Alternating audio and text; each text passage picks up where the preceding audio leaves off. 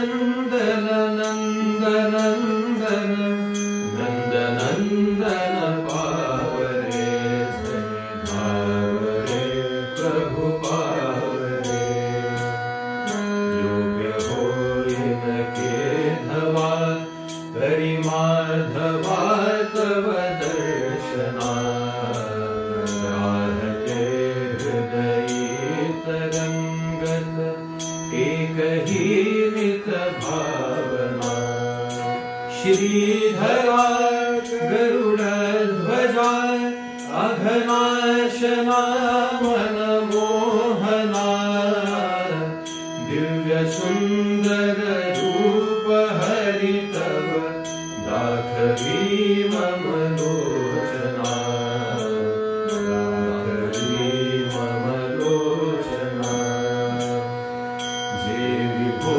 रजनी करी कुमुदा मनोहर हासवी चंचला तड़पे जये अति दीप्त जे धरि तोरवी तारकात चकाकते द्युति देत जे हुतवाहना दिव्य सुंदर रूप हरि तव दाखवी मम लोचना दाखवी मम लोचना भासते जलदात जी नलिनाथ वाग गणी छवि सागरी उमटे शिखावल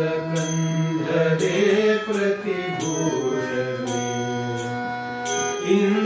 इंद्रनीलमणि ही जाय उड़ती प्रभो गमतोणा दिव्य सुंदर रूप हरि तव दाखवी मम लोचना दाखवी मम लोचना दिव्यता दिव मंडला दीपवो निघेत अनंतता विश्व ही कवळोनिया पुरतेच जेथील भव्यता व्यापुनी सकलास जे लवलिप्तता वरितेच ना दिव्य सुंदर रूप हरि तव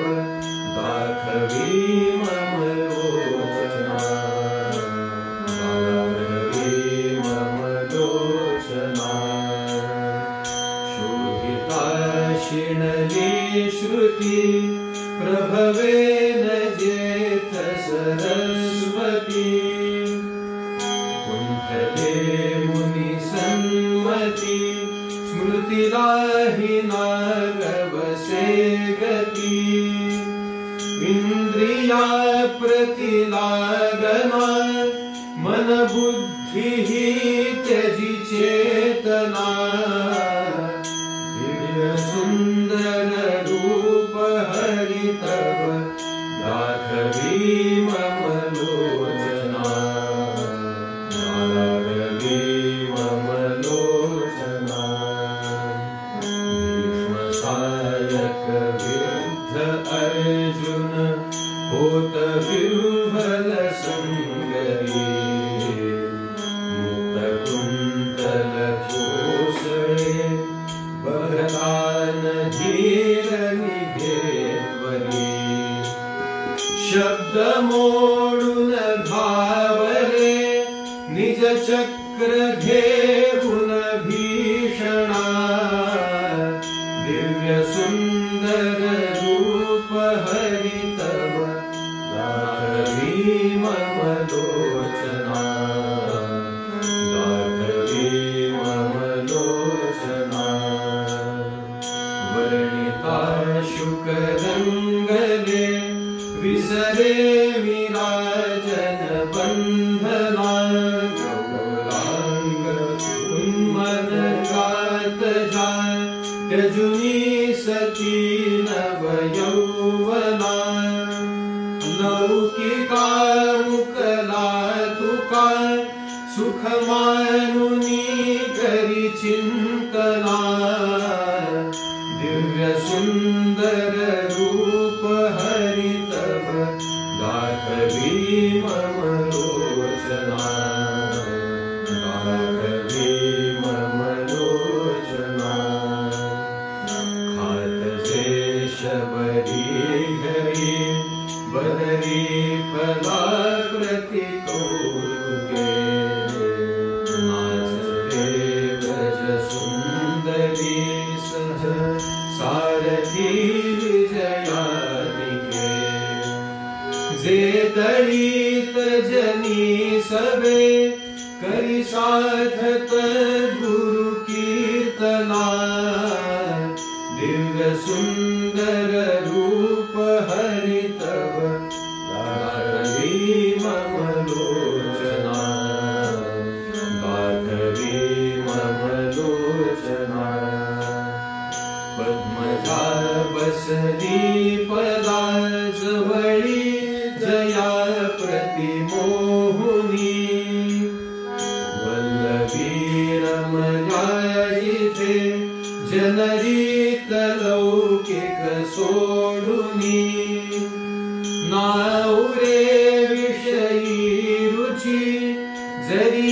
एकदा जडले मना दिव्य सुंदर रूप हरि तब दाखवी मम लोचना दाखवी मम लोचना वस्त्र सुंदर केशरी चपले परी तळपे कटी रत्न कौस्तुभ राजते हृदयावरी रविहिंपुटी शंख चक्र गदा करी कमलासवे अभयास दे रम्य रूप से अनंत हृदात संतत राहुदे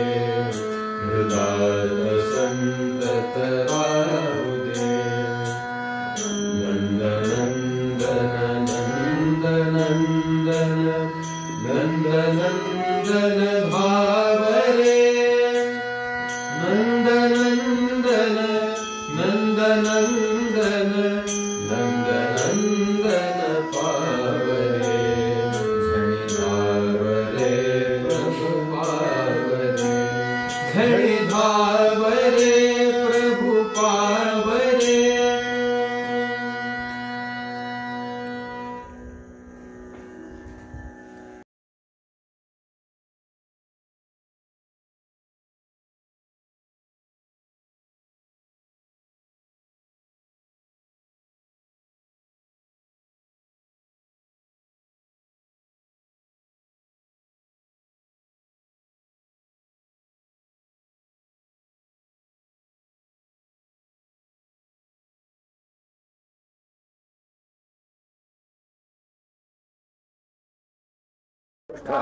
पूर्णेन्दु सुंदर मुखादर विघ्ननेत्रात् कृष्णात् परं किमपि तत्त्वमहं न जाने रत्नपारिजाताय तोत्रवेत्रैकपाणये ज्ञानमुद्राय कृष्णाय गीतामृतदुहे नमः। गले लुठति पन्नग शिरसि राजते चंद्रमा तपस्तपति संयमी गिरिजया समन्दिव्यति स्मरन् दहति मोहिनीमपि च याचते यो रतिं विचित्रचरिर्भजे गतभिदं प्रभुंतं शिवम। भगवान शंकराचं जे स्वरूप आहे ते मोठे विलक्षण आहे। गले लुठति पन्नगाः विषारी साप त्यांच्या गळ्यामध्ये रोळत आहेत। शिरसी राजते चंद्रमा आणि जो सुधाकर आहे अमृत ज्याच्यातून पाझरत असं वर्णन आहे तो चंद्र त्यांच्या मस्तकावर आहे। इकडे विषारी साप आहे तिकडे अमृतमय चंद्र आहे। तपस्तपति संयमी गिरिजया समन्दिव्यति अतिशय उग्र अशी तपश्चर्या करतात आणि पार्वती बरोबर द्यूतही खेळत आहेत. ते चालू आहे आणि ते द्यूत इतक्या टोकाला जाऊन खेळतात की ज्याचं नाव ते धृतराष्ट्राच्या धर्मराजाचे थोरले बंधू स्वभाव अशापैकी प्रकार. इकडे तपश्चर्या आहे, तिकडे पार्वती बरोबर खेळणारी द्यूत क्रीडा आहे. स्मरण दहती, मदनाला जाळून भस्म केलं. आणि इकडे मोहिनी मपिचयाचते योरतीम, मोहिनीच्या रूपाने प्रगट झालेल्या भगवान विष्णूला तुम्ही अशा लग्न कर असं तिच्या मागे लागले. मोहिनी मपिचयाचते योरच. पुढे विचित्र आहे, विचित्र चरितम भजे गतभिदम प्रभुंतम शिवम. जो शिव आहे कल्याणकारक आहे, मंगल आहे आणि ज्याच्याजवळ कोणत्याही भेदाला अस्तित्व नाही, कोणत्याही द्वैताला अस्तित्व नाही, असं असल्यामुळे ज्यांचं कोणतंही जीवन हे दिसायला विसंगत असलं तरी असायला सुसंगतच असतं, अशा त्या भगवान शंकराला मी नमस्कार करतो. विचित्र चरितम भजे गतभिदम प्रभुंतम शिवम. सद्गुरो श्री महाराजा दीनाया धरणे करी, त्या विना पार होईना महासिंधूतही तरी. या कृष्णकथामृताचा इतिहास थोडासा आपल्याला माहित असेल, ते लक्षात आलं तर हे समजेल थोडं, म्हणून थोडं सांगतो. पहिल्या दिवशी सांगितलं तुम्ही आपल्याला की दासगुरू महाराजांना मिरजीचे राजे नारायणराव पटवर्धन यांनी चौपाईच्या चालीवर कृष्णकथामृताचा म्हणून सांगितलं. दादानी ते दायित्व माझ्यावर सोपवलं आणि मी त्याप्रमाणे रचायला लागलो. जुनी गोष्ट 1944 मध्ये. आता माझ्याजवळ त्यावेळेला काही संग्रह नव्हता पुस्तकांचा, भागवत नव्हतं, भारत नव्हतं किंवा कृष्णाचं कोणतेही सरळ चरित्र नव्हतं. मला व्यक्तिशः ग्रंथालयातून पुस्तकं वाचायची सवय नव्हती, कारण मला ते खुणा करावा लागत असत आणि ठराविक वेळी ग्रंथालयात परत करावं लागत असे. एका वेळेला एक पुस्तक वाचण्याची माझी पद्धत नव्हती, मी एका वेळेला 4-5 पुस्तक वाचत असे आणि त्यामुळे तितकी पुस्तकं ग्रंथालयातून मिळायची नाहीत. त्यामुळे माझ्याजवळ स्वतःचं ग्रंथालयात पुस्तकं नव्हतं. आणि दादांचा केव्हा तरी मधनं त्यांचा मिरजकरांचा दादा तगादा आला की दादांचा मला यायचा. तर एकदा अशी परिस्थिती खरोखरी निर्माण झाली की यातलं काय घ्यावं आणि काय वगळावं. कृष्णकथामृत कृष्ण आहेत, कृष्णचरित्र तर खूप मोठं आहे, तितकं अमर्याद आपल्याला काही पुन्हा भागवत पुन्हा भारत घ्यायचं नाही. त्याचं थोडक्यात बसवायचं कसं, अशा अतिशय अडचणीच्या मनोवृत्तीत असताना केलेली प्रार्थना आहे. सद्गुरो श्री महाराजा दीनाया धरणे करी, त्या विना पार होईना महासिंधूतही तरी. माझं होडगं या आता समुद्रातून पार होण्याची काही शक्यता नाही मिळाली. आपल्या आशीर्वादाचं बळ असेल तर पार होईल. कसं, नंदनी कृष्ण लीलांच्या सुगंधी सगळी फुले, शब्द सूत्र थिटे माझे ओवू कायन ते कळे. श्रीकृष्ण चरित्राच्या नंदनवनामध्ये त्याच्या लीलांची सगळी फुलं सुगंधी आणि सुंदरच आहेत, पण आमचा दोरा आहे विधभर. आता यात ओवायची कशी ती माळ, त्यातली कोणती फुलं घ्यावी कोणती घेऊ नयेत हे काही लक्षात येत नाही. किंवा अपार गगनाईसे श्रीहरीचे चरित्र हे, नाला लीला जणू होती नक्षत्रे गणनासहे. अदूर दुखरी दृष्टी दासाची आपुल्या असे, तारका कोणत्या पाहू कळेना श्रम होत असे. मी शॉर्ट साईट वाला, आकाश तर सगळ्या तारांगणाने भरलेलं आहे, त्यातल्या कोणत्या तारका पाहाव्या आणि कोणत्या पाहू नयेत हे जसं माणसाला उमगत नाही, तसं श्रीकृष्णाच्या जीवनचरित्रामध्ये ते आकाशासारखंच विचार आहे आणि त्याच्या लीलाच्या अनेक तारका आहेत, त्यातल्या पाहायच्या कोणत्या, कोणत्यावर दृष्टी खेळून ठेवावी काही लक्षात येत नाही. किंवा कोशागारी कुबेराच्या भिकारी शिरल्यावरी, भांबावतो तसे झाले माते श्री चरितांतरी. कुबेर प्रसन्न झाले भिकाऱ्यावर आणि ते म्हणले आमचा खजिना आज जा आणि तुला पाहिजे ते घे. आता तिथं सगळी रत्न मोतीन सोन्याची ढिगाचं जागा पडलं होतं. आता याला पंचायत पडली यातलं घेऊ काय, कुबेरानं सांगितलं तुला पाहिजे ते घे म्हणून, पण उचलावं कोणतं त्यातलं. बरं ते उचलायचं साधन काय, दुर्बला कविता शक्ती झोळी ज्या परिफाटकी, रत्ने भरू कशी तेथे निवडून निकी निकी. त्यातली नेमकी रत्न कोणती निवडावी आणि निवडलेली आपल्या झोळीला झेपतील की नाही. दुर्बला कविता शक्ती झोळी ज्या परिफाटकी, रत्ने भरू कशी तेथे निवडून निकी. काही लक्षात येत नाही मला. गावी कृष्ण कथा आज्ञा आपुली मज झाली, आता आपणची दासा सांभाळा गुरु माऊली. कृष्ण कथा सांग असं आपण सांगितलं तर कसं सांभाळून घ्यायचं तुमचं तुम्ही ठरवा.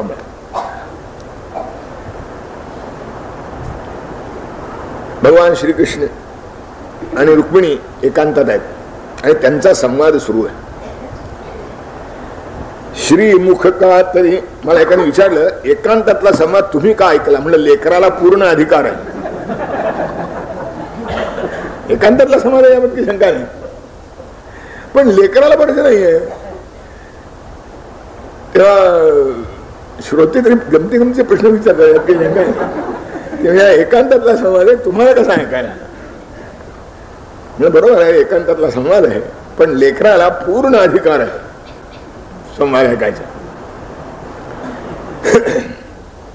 रुक्मिणी कृष्णाला विचारते, श्रीमुख का तरी सुकले देवा, चिंतन करिता तरी कसलेवा, जवळ असून मी म्लान मुखाब्ज, वृथाच म्हणता शशिवदना मज. तुम्ही मला नेहमी चंद्रवदनी वगैरे माझी स्तुती करता की माझं मुख चंद्रासारखं आहे, मी तुमच्या जवळ उभी आहे आणि तरी सुद्धा तुमचं मुखकमल सुकलेलं कसं? मग मला चंद्रवर्ण म्हणणं व्यर्थ आहे की नाही? श्रीमुख का तरी सुकले देवा, चिंतन करिता तरी कसलेवा, जवळ जवळ असून मी म्लान मुखाब्ज, वृथाच म्हणता शशिवदना मज. आणि आता एक एक ती प्रश्न विचारते की तुम्ही कशाचा विचार करता आहात, कसलं चिंतन चाललंय, कोणती चिंता आहे तुम्हाला, आणि त्यात जरा खवटपणा आहे प्रत्येक प्रश्न विचारण्यामध्ये. तर ती रुक्मिणी विचारते, आळ जसा ये स्यमंतकाचा, तसाच दुसरा काय कशाचा. की तुमच्यावर मागे स्यमंतक म्हणी चोरल्याचा आळ आला होता आणि त्या आळातून मुक्त होण्यासाठी त्यावेळेला राजे लोकांना आलेले आळ सहन होत नसत.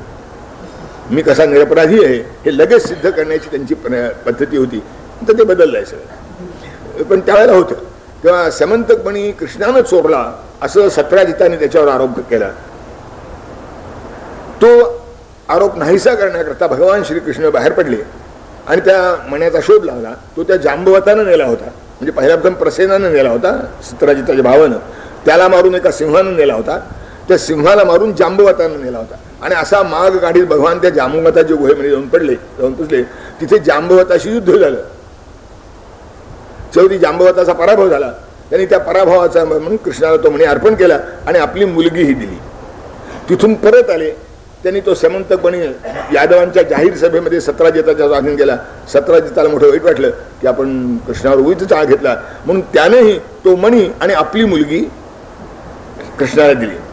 त्याचा संदर्भ घेऊन रुक्मिणी विचारते, आळ जसा ये स्यमंतकाचा, कारण 2 लग्न झाली तुमची त्यात, तसाच दुसरा काय कशाचा.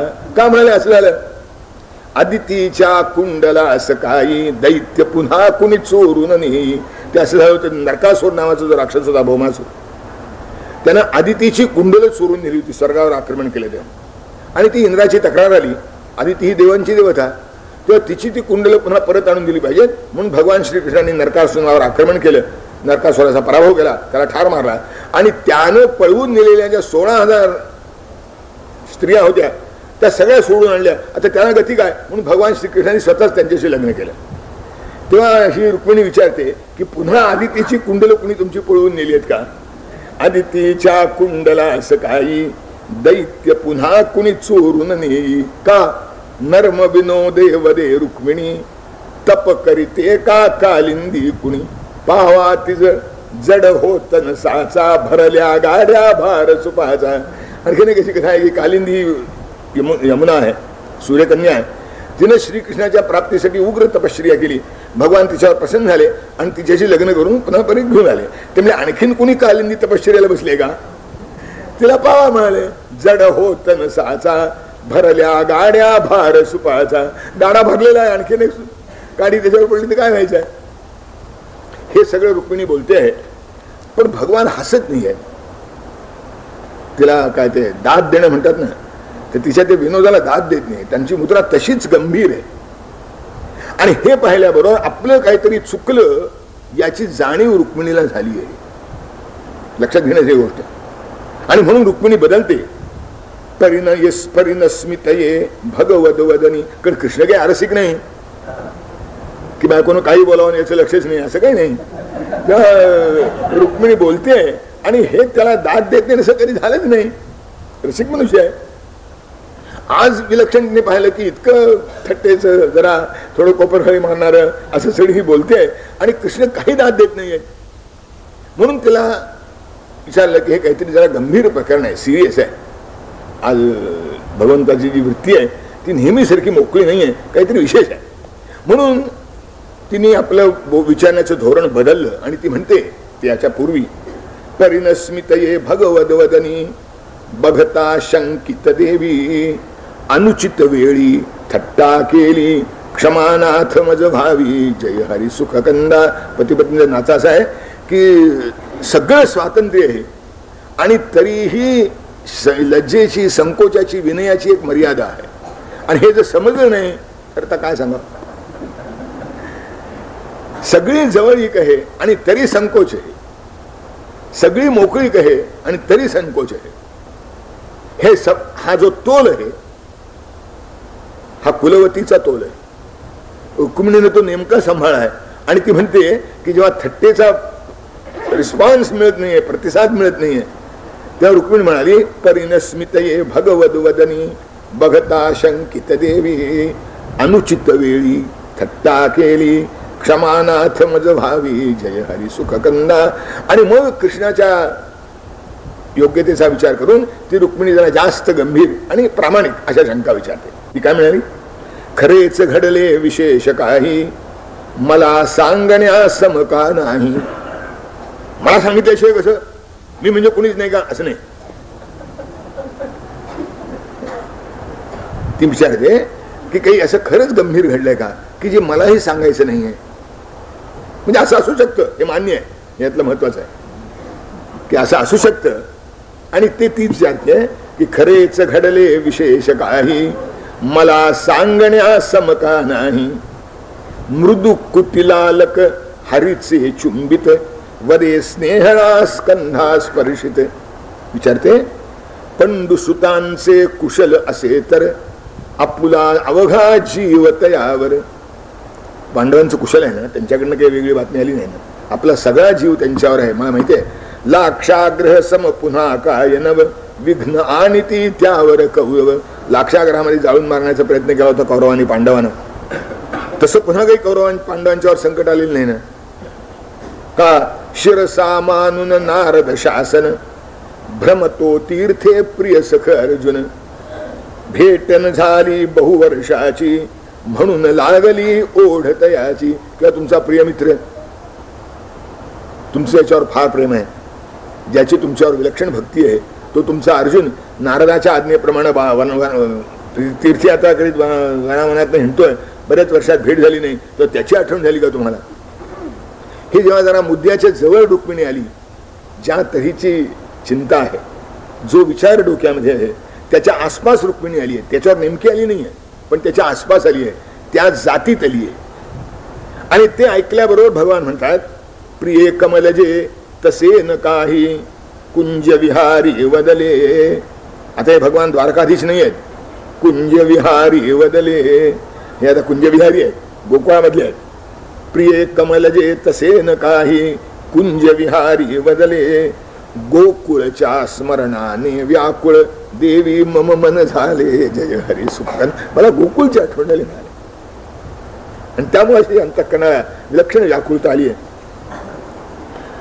रुक्मिणी, तुला माहिती आहे की नाही, मला माहित नाही मिळाले, पण खरं सांगतो, कण कण माझ्या देहा मधला गोकुळच्या प्रेमात वाढला. श्वास तेज नयनी हृत्स्पंदन व्रजातुनी त्या सर्व जीवन. आमची बॅटरी तिथे चार्ज होत असते. म्हणजे माझ्या शरीरातला कण न कण गोकुळच्या प्रेमात वाढला. मी श्वासोश्वास करतो तिथल्या प्रेरणेने. माझ्याजवळ ते चेज पराक्रम वगैरे आहे गोकुळच्यामुळे. माझं हृदयाचं स्पंदन ते सुद्धा गोकुळच्या प्रेमाने होत आहे. गोकुळाने मला प्रेम केलं. डोळ्यातील जपतात बाहुली त्याहून चिंता मम बाहियली.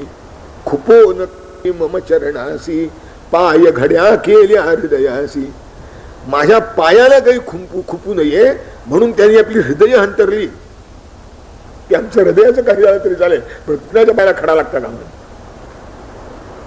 डोळ्यातील बाहुली माणसं जपतात आपल्या स्वतःची, त्याच्यापेक्षा माझी काळजी गोकुळनी घेतलेली आहे.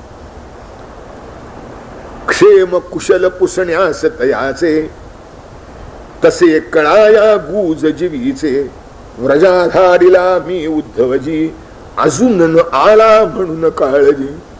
तेव्हा त्या गोकुळचं क्षेमकुशल पुसण्याकरता मी उद्धवाला पाठवलं होता.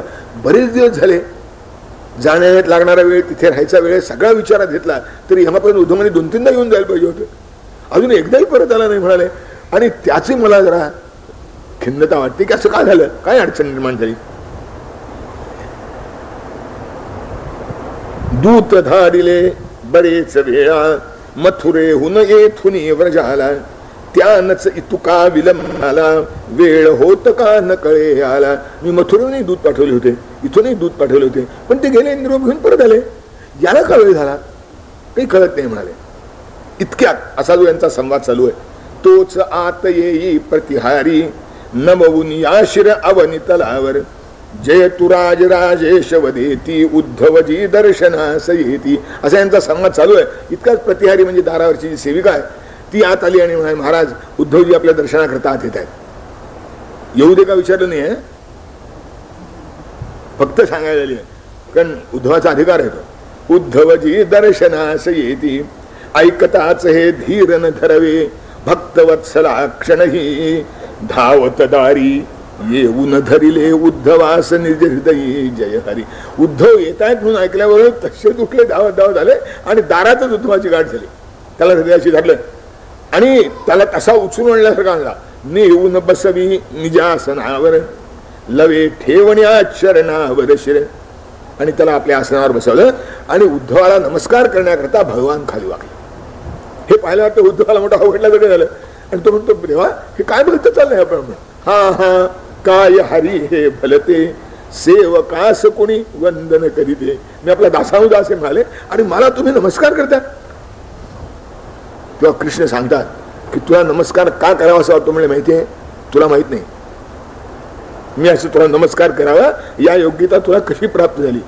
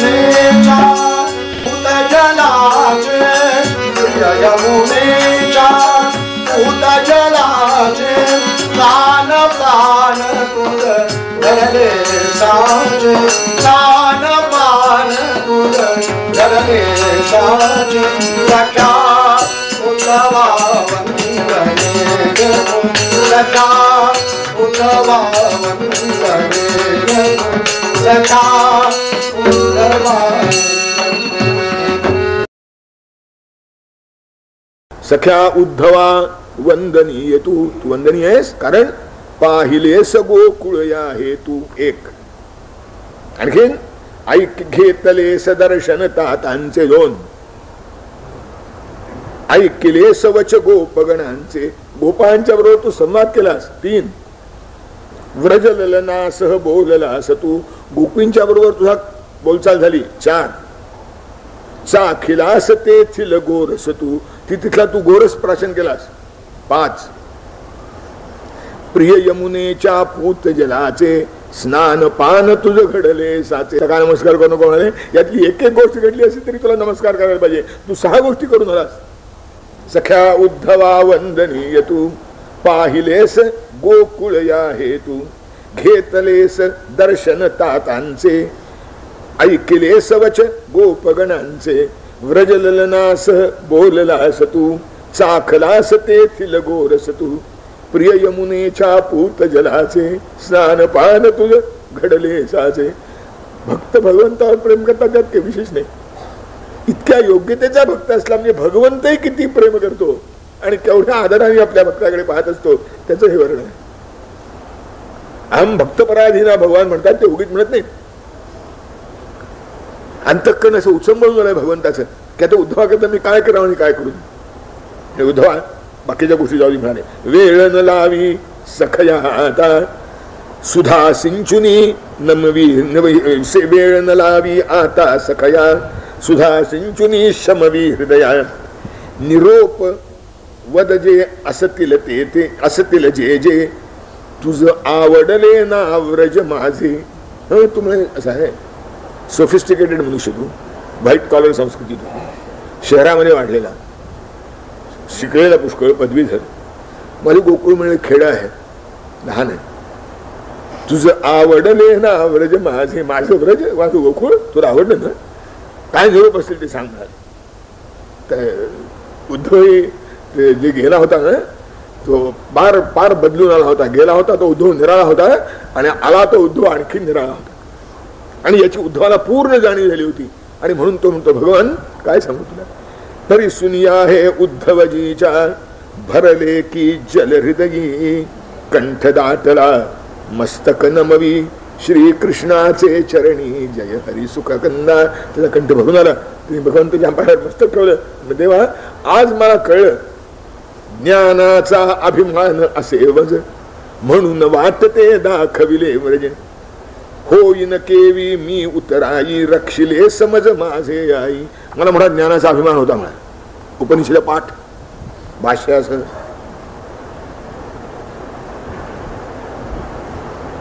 तत्वज्ञानाचा अभ्यास चांगला, सगळ्या बारकाव्या असं, प्रक्रिया मुखोद्गत, सगळ्या उलट्या सुलट्या प्रक्रिया असं.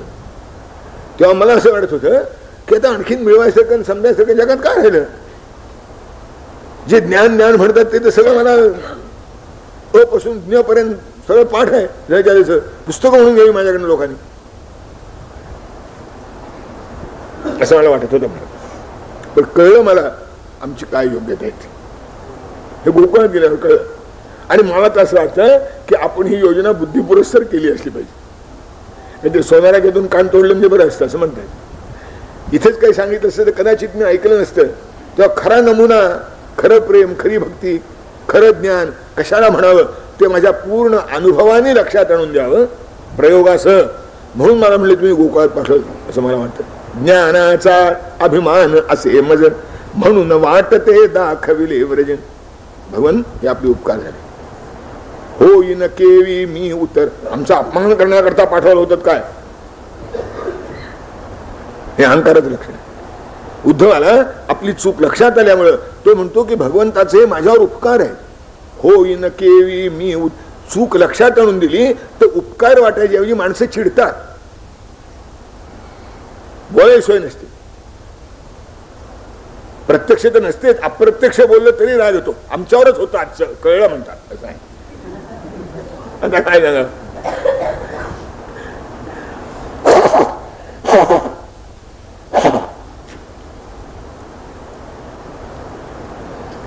तेव्हा हा म्हणतो की होईन केवी मी उतराई, रक्षिले समज माझे आई.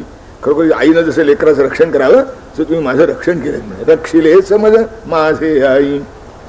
गोकुळ, अरे काय गोकुळ, तिथली एक एक वस्तू अशी अद्भुत होती की आम्ही कल्पना करू शकणार नाही म्हणाले. ते तव गोकुलन राजधानी भक्तीची भूतला शिराणी. ती भक्तीची राजधानी आहे म्हणाले, गोकुळ नाही. पृथ्वीला भूषण आहे एखाद्या मुकुटासारखं. भक्तीची पृथ्वी भूतला शिराणी. होतं काय तिथे? सदाचार भवने शुभ साधी उज्ज्वल सुंदर नसून उपाधी. की ते सदाचाराची घरं होती म्हणाली, सगळी होती, साधी होती, कुठलाही शृंगार त्याच्यावर नव्हता. पण त्या सदाचाराचंच ते जसं विलक्षण होतं, जणू ती सदाचारच घरं बनली होती असं वाटतं. सदाचार भवने शुभ साधी उज्ज्वल सुंदर नसून उपाधी. गोदा भीमा प्रवरा तुंगा सिंधू रेवा शरयू गंगा. सरिताया झाल्या जणू धेनू सकल ही सिद्धी जमल्या वा म्हणून. तिथल्या गायींच्याकडे पाहायला असं वाटतं की सगळ्या हिंदुस्थानले गंगेचे मुळेचे गोदावरी सरस्वती नर्मदे सिंधू कावेरी सगळी तीर्थ जणू तिथल्या गायींच्या रूपाने एकत्र झाली आहेत. त्या गायींच्याकडे बघितलं म्हणजे असं वाटायचं. किंवा सगळ्या सिद्धी ज्याला म्हणतात त्या सिद्धी जणू गायीच्या रूपाने एकत्र झाल्यात असं वाटतं होतं. आणि गोपींच्याकडे पाहिलं म्हणजे रूपन कळले वेद रिचाना नेती म्हणाल्या लवून माना. त्याच गोपिका होऊन झाल्या प्रेमरसी तुझ समरस झाल्या. वेदांच्या रिचाना तुझं स्वरूप कळलं नाही. जेव्हा जेव्हा पाहावं त्यांनी नेती म्हणावं, हे असं नाही, हे असं नाही. अरे असं नाही म्हणजे काय समजून सांगण्यासारखं झालं का? काय ते सांगा ना. असं नाही म्हणजे आहे नाही काय वर्णन झालं. बरं त्यांनाही सांगता येत नव्हतं, त्या तरी काय करते. ते त्यांना कळलं नव्हतं. म्हणून त्याचा अनुभव घेण्यासाठी त्या सगळ्या वेद ऋचा जणू गोपिकांच्या रूपाने अवतीर्ण झाल्या आणि त्यांनी तुला समजून घेतलं. रूपन कळले वेद ऋचाना नेती म्हणाल्या लवून माना. त्याच गोपिका होऊन आल्या प्रेम रसी तुझ समरस झाल्या. आणि प्रेमाच्या रसामध्ये तुझ्याशी एकरूप होऊन गेल्या. नंद यशोदा ओमकारासह नंद ओमकारासह मंगलता जणू नंद यशोदा गमले. ब्रह्मजयी हे सगुण सावळे अंकावर खेळविले जय हरी सुखकंदा.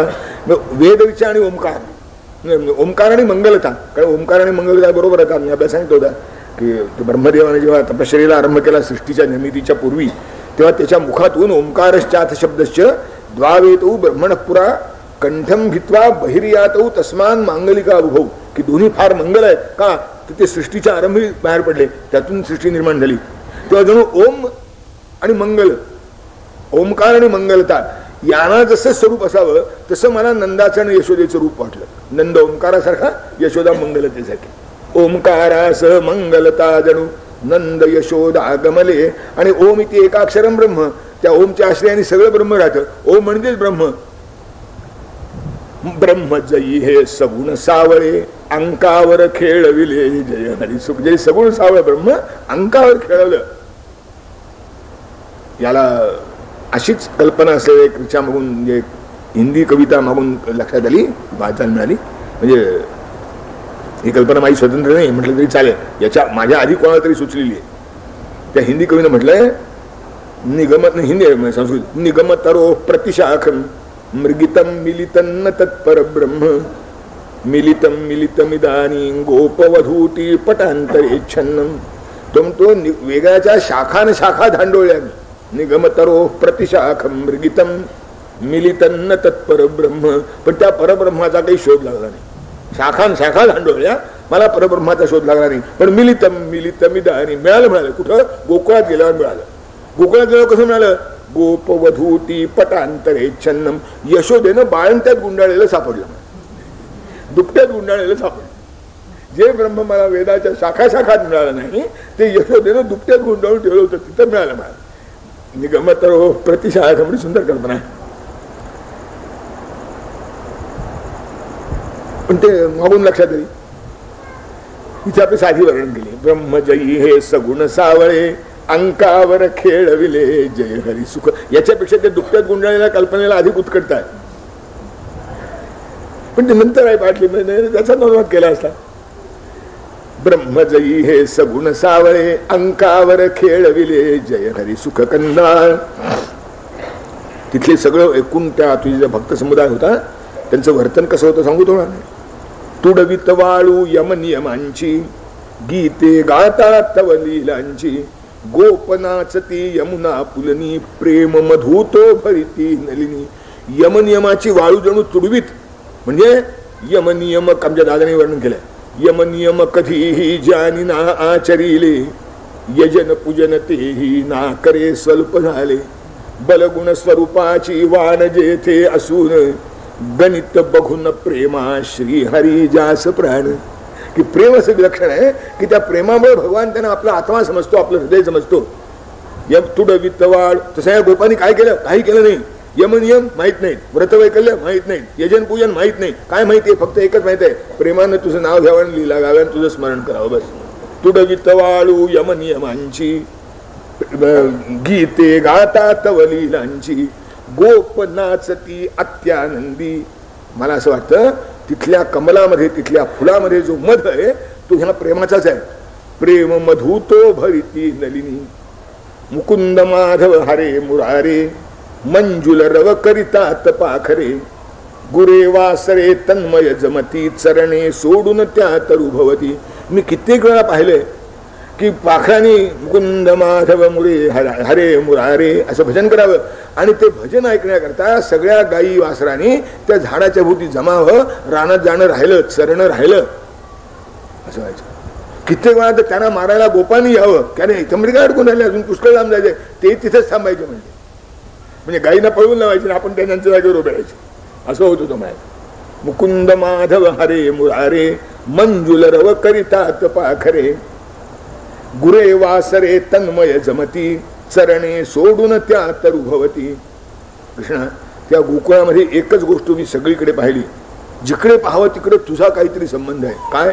गंध फुलाना तव कीर्तीचा, फळात साठा प्रेम रसाचा, तरुपर्णातून तव लीलांची, कोमलता जणू भरली साची. तुझ्याशिवाय गोकुळात दुसरं काही नाही.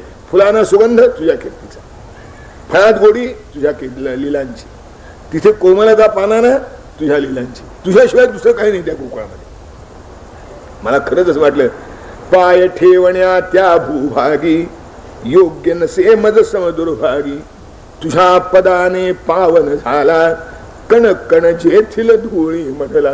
की तुझ्या चरणस्पर्शाने तिथला एक एक कण ज्या धुळीमधला पवित्र झाला आहे, आणि ज्याच्यावर इतके सगळे तुझे प्रेमळ भक्त तुझ्या नामाचं स्मरण करीत दुसरं जणू जीवन त्यांना उरलं नाही अशी विहार करत आहेत, त्या भूमीला मी पाय कसा लावू? मला लाज वाटायला लागली. पण आता दुसरं काय करणार? तुझा निरोप सांगायला गावात तर गेलं पाहिजे. आता पाय डोक्यावर घेऊन जाता येत नाही, म्हणून भूमीला मी साष्टांग वंदन केलं, ती मस्तकाला लावली, मला क्षमा कर म्हटलं. आणि म्हणून आपल्याकडे जे आपलं सकाळचं आन्निक आहे ना, त्यात उठल्याबरोबर आपण म्हणलं की हे भूमी, मी आता मला गती नाही, तुला स्पर्श करावा लागतो, पण पाद स्पर्श मुखमस्व मी, माझ्या पावलाचा हा जो स्पर्श तुला होणार आहे तिची मला क्षमा कर, कारण त्याशिवाय शक्य नाही, कारण माझी योग्यता नाहीये. उद्धव तेच म्हणतो की काय करणार, दुसरं मला शक्यच नाही झालं, मी नमस्कार केला. प्रेम दिसे जे ते पशुतून, ते न माझी हृदयी, अविट माधुरी भक्ती रसाची, चाखलीच कधी नाही जय हरी सुख कंदा. जिथे पशुत पाखरामध्ये जीवजंतूमध्ये जे प्रेम दिसलं, त्या प्रेमाचा एक अंश सुद्धा माझ्या हृदयात नाही. म्हणाले, मी माणूस म्हणवतो स्वतःला, तुझा मित्र म्हणवतो, तुझा सखा म्हणवतो, तुझा भक्त म्हणवतो, आणि त्यातला एकही अंश माझ्या वाट्याला नाही. तिथले पशु भाग्यवान ठरले माझ्यापेक्षा. प्रेम दिसे ते तेथ पशुतन, ते न माझी हृदयी, अविट माधुरी भक्ती रसाची, चाखलीच कधी राही जय हरी सुख. भक्ती रसाची प्रेम मध्ये चाखलीच नाही म्हणले कधी. मी त्या वेदांताच्या चर्चेतच बसलो, शुष्क चर्चा. तेव्हा सुकृत फळाये बहुजन्माचे, म्हणून दर्शन घडे व्रजाचे. किती जन्माचं पुण्य होतं कोणाला ठेव. म्हणून सज्जनांची संगती त्या गोकुळच्या लोकांची मला नाल्पस्य तपस फलम, हे माझ्या काहीतरी जन्मजन्मी केलेल्या मोठ्या पुण्याचं फळ आहे की म्हणून मला गोकुळचं दर्शन झालं. सकलांचा तो बघता प्रेमा, गहिवर ते मन हे सुखधामा. त्या सगळ्यांचं माझ्यावरचं प्रेम पाहिलं. कृष्णाचा मी एक दूत, यापेक्षा माझी किंमत काही नाही, पण मी कृष्णाचा दूत, यामुळे इतका प्रेमाचा माझ्यावर वर्षाव झाला की माझं अंतःकरण गहिरून आलं. म्हणाले, आम्ही शहरी माणसं या सगळ्या मोकळेपणाला दुरावलेलो असतो. आम्हाला माहितीच नाही. बरोबर कसे येणार ते राहतात, त्याला अपार्टमेंट म्हणतात. अपार्टमेंट म्हणजे अपार्ट फ्रॉम इच अदर, की जी एकमेकापासून दूरच आहेत, म्हणजे जवळ कधी यायचीच नाही. आणि तेच भूषण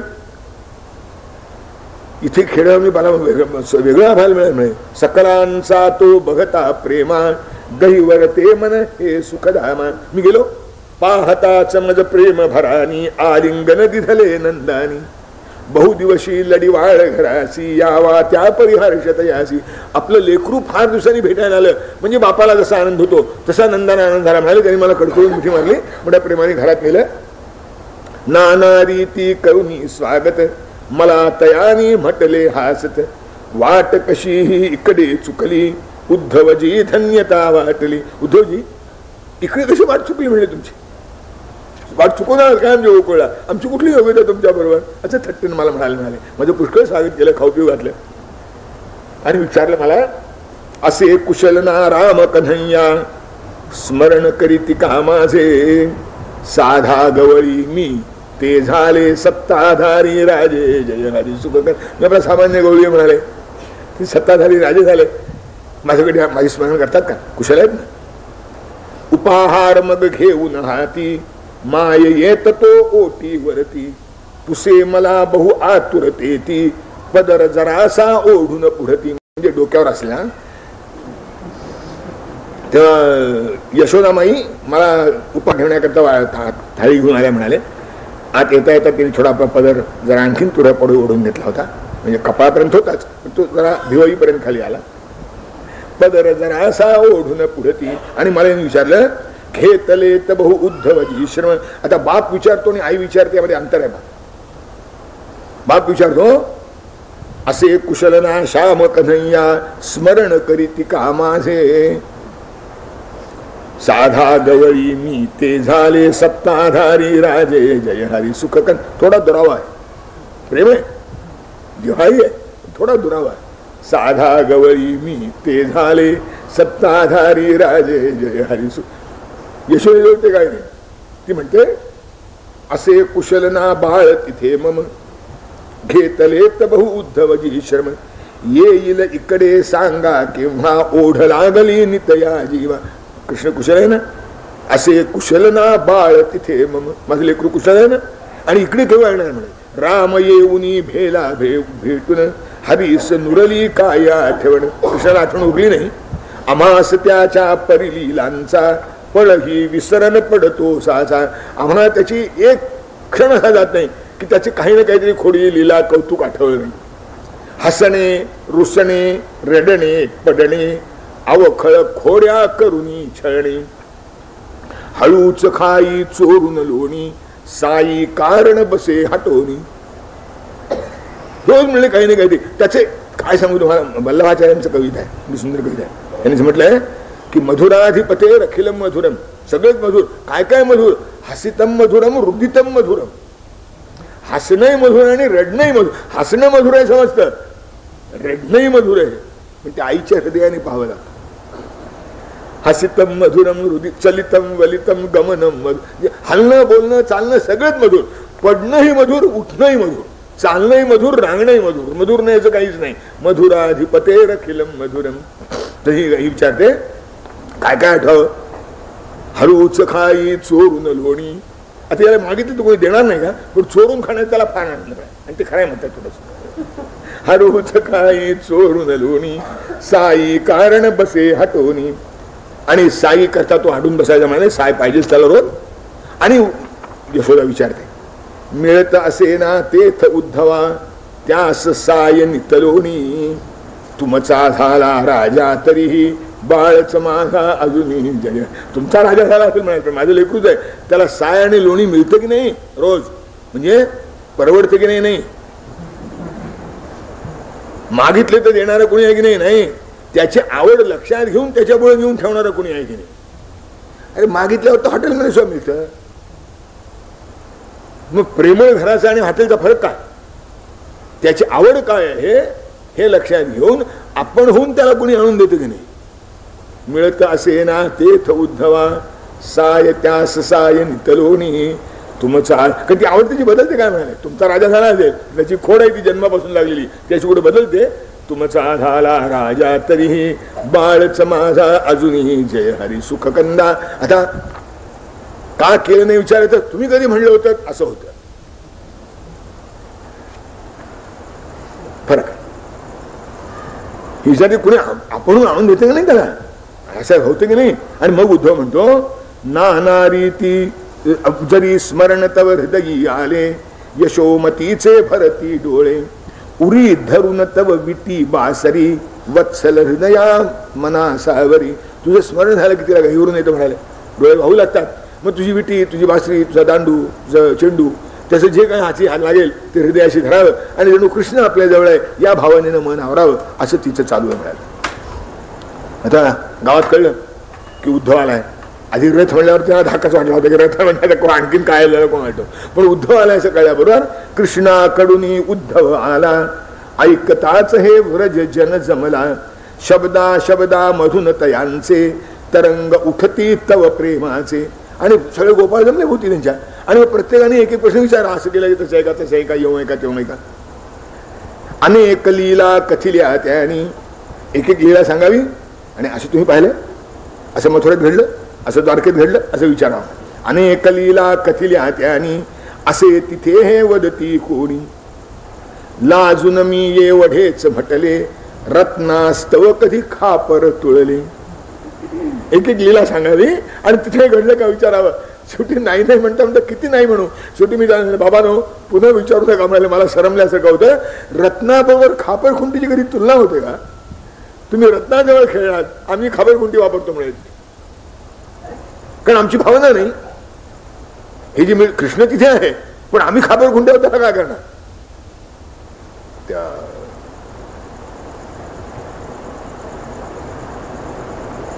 उत्तरम चरित्र श्लोक आहे, असं आहे वितरती गुरु प्राज्ञे विद्याम यथैव तथा जडे न तु खलु तयोर ज्ञाने शक्तिं करोत्युपहन्ति वा भवति च पुनर्भूयान् भेद फलं प्रतितद्यथा प्रभवति शुचिर्बिंबोद्ग्राहे मणिर्नमृदांचयः.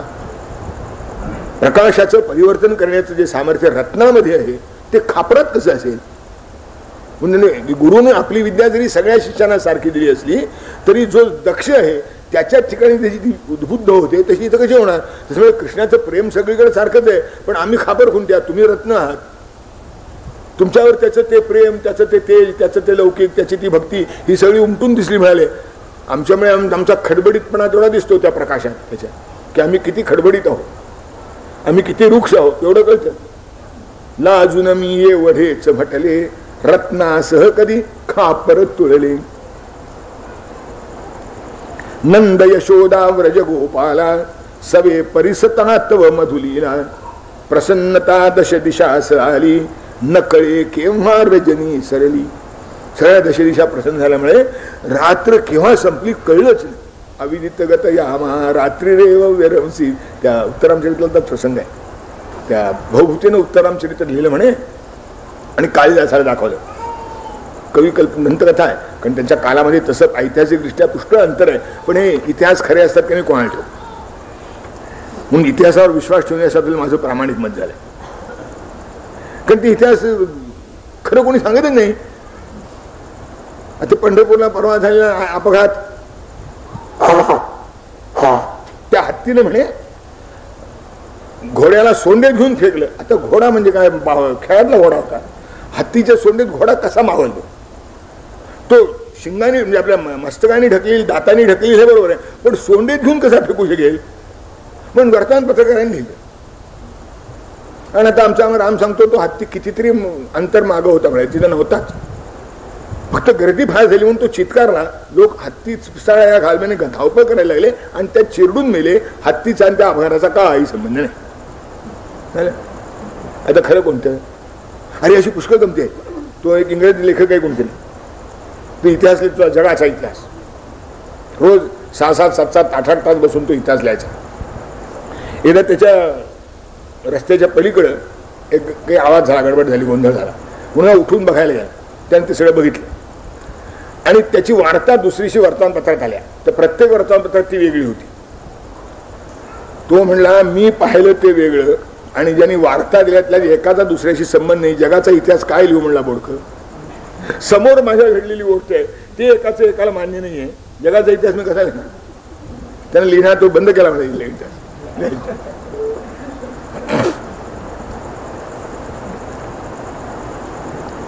तेव्हा ते भवभूती त्या कालिदासाला आपलं नाटक दिले वाचायले आणि यात काही उन्हा अधिक आपण तुम्ही महाकवी आहात तेव्हा यातलं काही उन्हा अधिक असले तर सांगा. नाही ते मोठ्या आनंदाने वाचलं. ते फार सुंदर नाटक आहे. एकच दोष आहे, एक टिंब जास्त पडलंय. एक टिंब जास्त पडले हा काय दोष आहे. पण कालिदास सांगतो तुम्हाला कुठे जास्त पडलंय. ते म्हणजे असं आहे, राम आणि सीता एकमेकाशी संवाद करतायत आणि त्यात सीता राम आपला अनुभव सांगतोय की किमपि कमिपि मंदम मंदमासक्तियोगाद विरलित कपोलंजल्पतोर क्रमेण अशिथिल परिरंभ व्यापृतेकैकदोष्णो अविदित गतयामा रात्री रेव विरंसीत. आपण रात्री एकमेकाशी बोलत होतो म्हणाले आणि बोलता बोलता अशा प्रकारे त्या गप्पा मारित असताना रात्र संपली. अशा प्रकारे बोलत असताना रात्र संपली असा त्या ओळीचा अर्थ होतो. अविदित गतयामा रात्री रेव विरंसीत. कालिदास म्हणतो नाही, रात्री रेव विरंसीत. गप्पा मारित असताना रात्र संपली, रात्रच संपली, गप्पा नाही संपल्या, रात्रच संपली. हा त्यातला फरक. अशा रीतीने रात्र संपली, अशापेक्षा म्हटल्यापेक्षा रात्रच संपली. आता हे समजलं पाहिजे ना. तेव्हा हा म्हणतो न कळे केव्हा रजनी सरली, की रात्र केव्हा संपली कळत नाही म्हणाले. गोकुळाच्या त्या प्रभात काळा मी न कधी विसरेन, अपूर्व काही सुख अनुभविले, उपमा त्यास दुजीन जय हरी सुख कंदार. तो सकाळ सगळीकडेच उजाडतात आणि सामान्यतः सगळे उजाडलेले दिवस चांगले असतात. पण गोकुळचा जो उजाडलेला दिवस होता मी आयुष्यात कधी विसरणार नाही.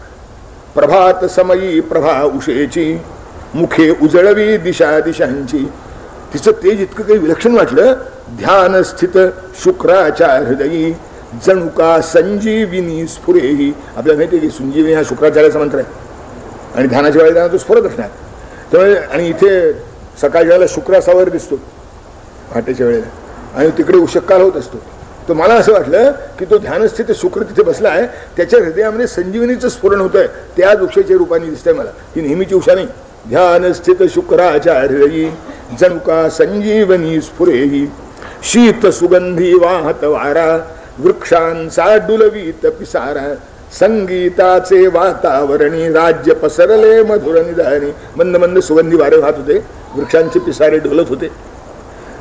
वातावरणात जणू संगीत भरून राहिलं होतं. किती प्रकारचं संगीत होतं.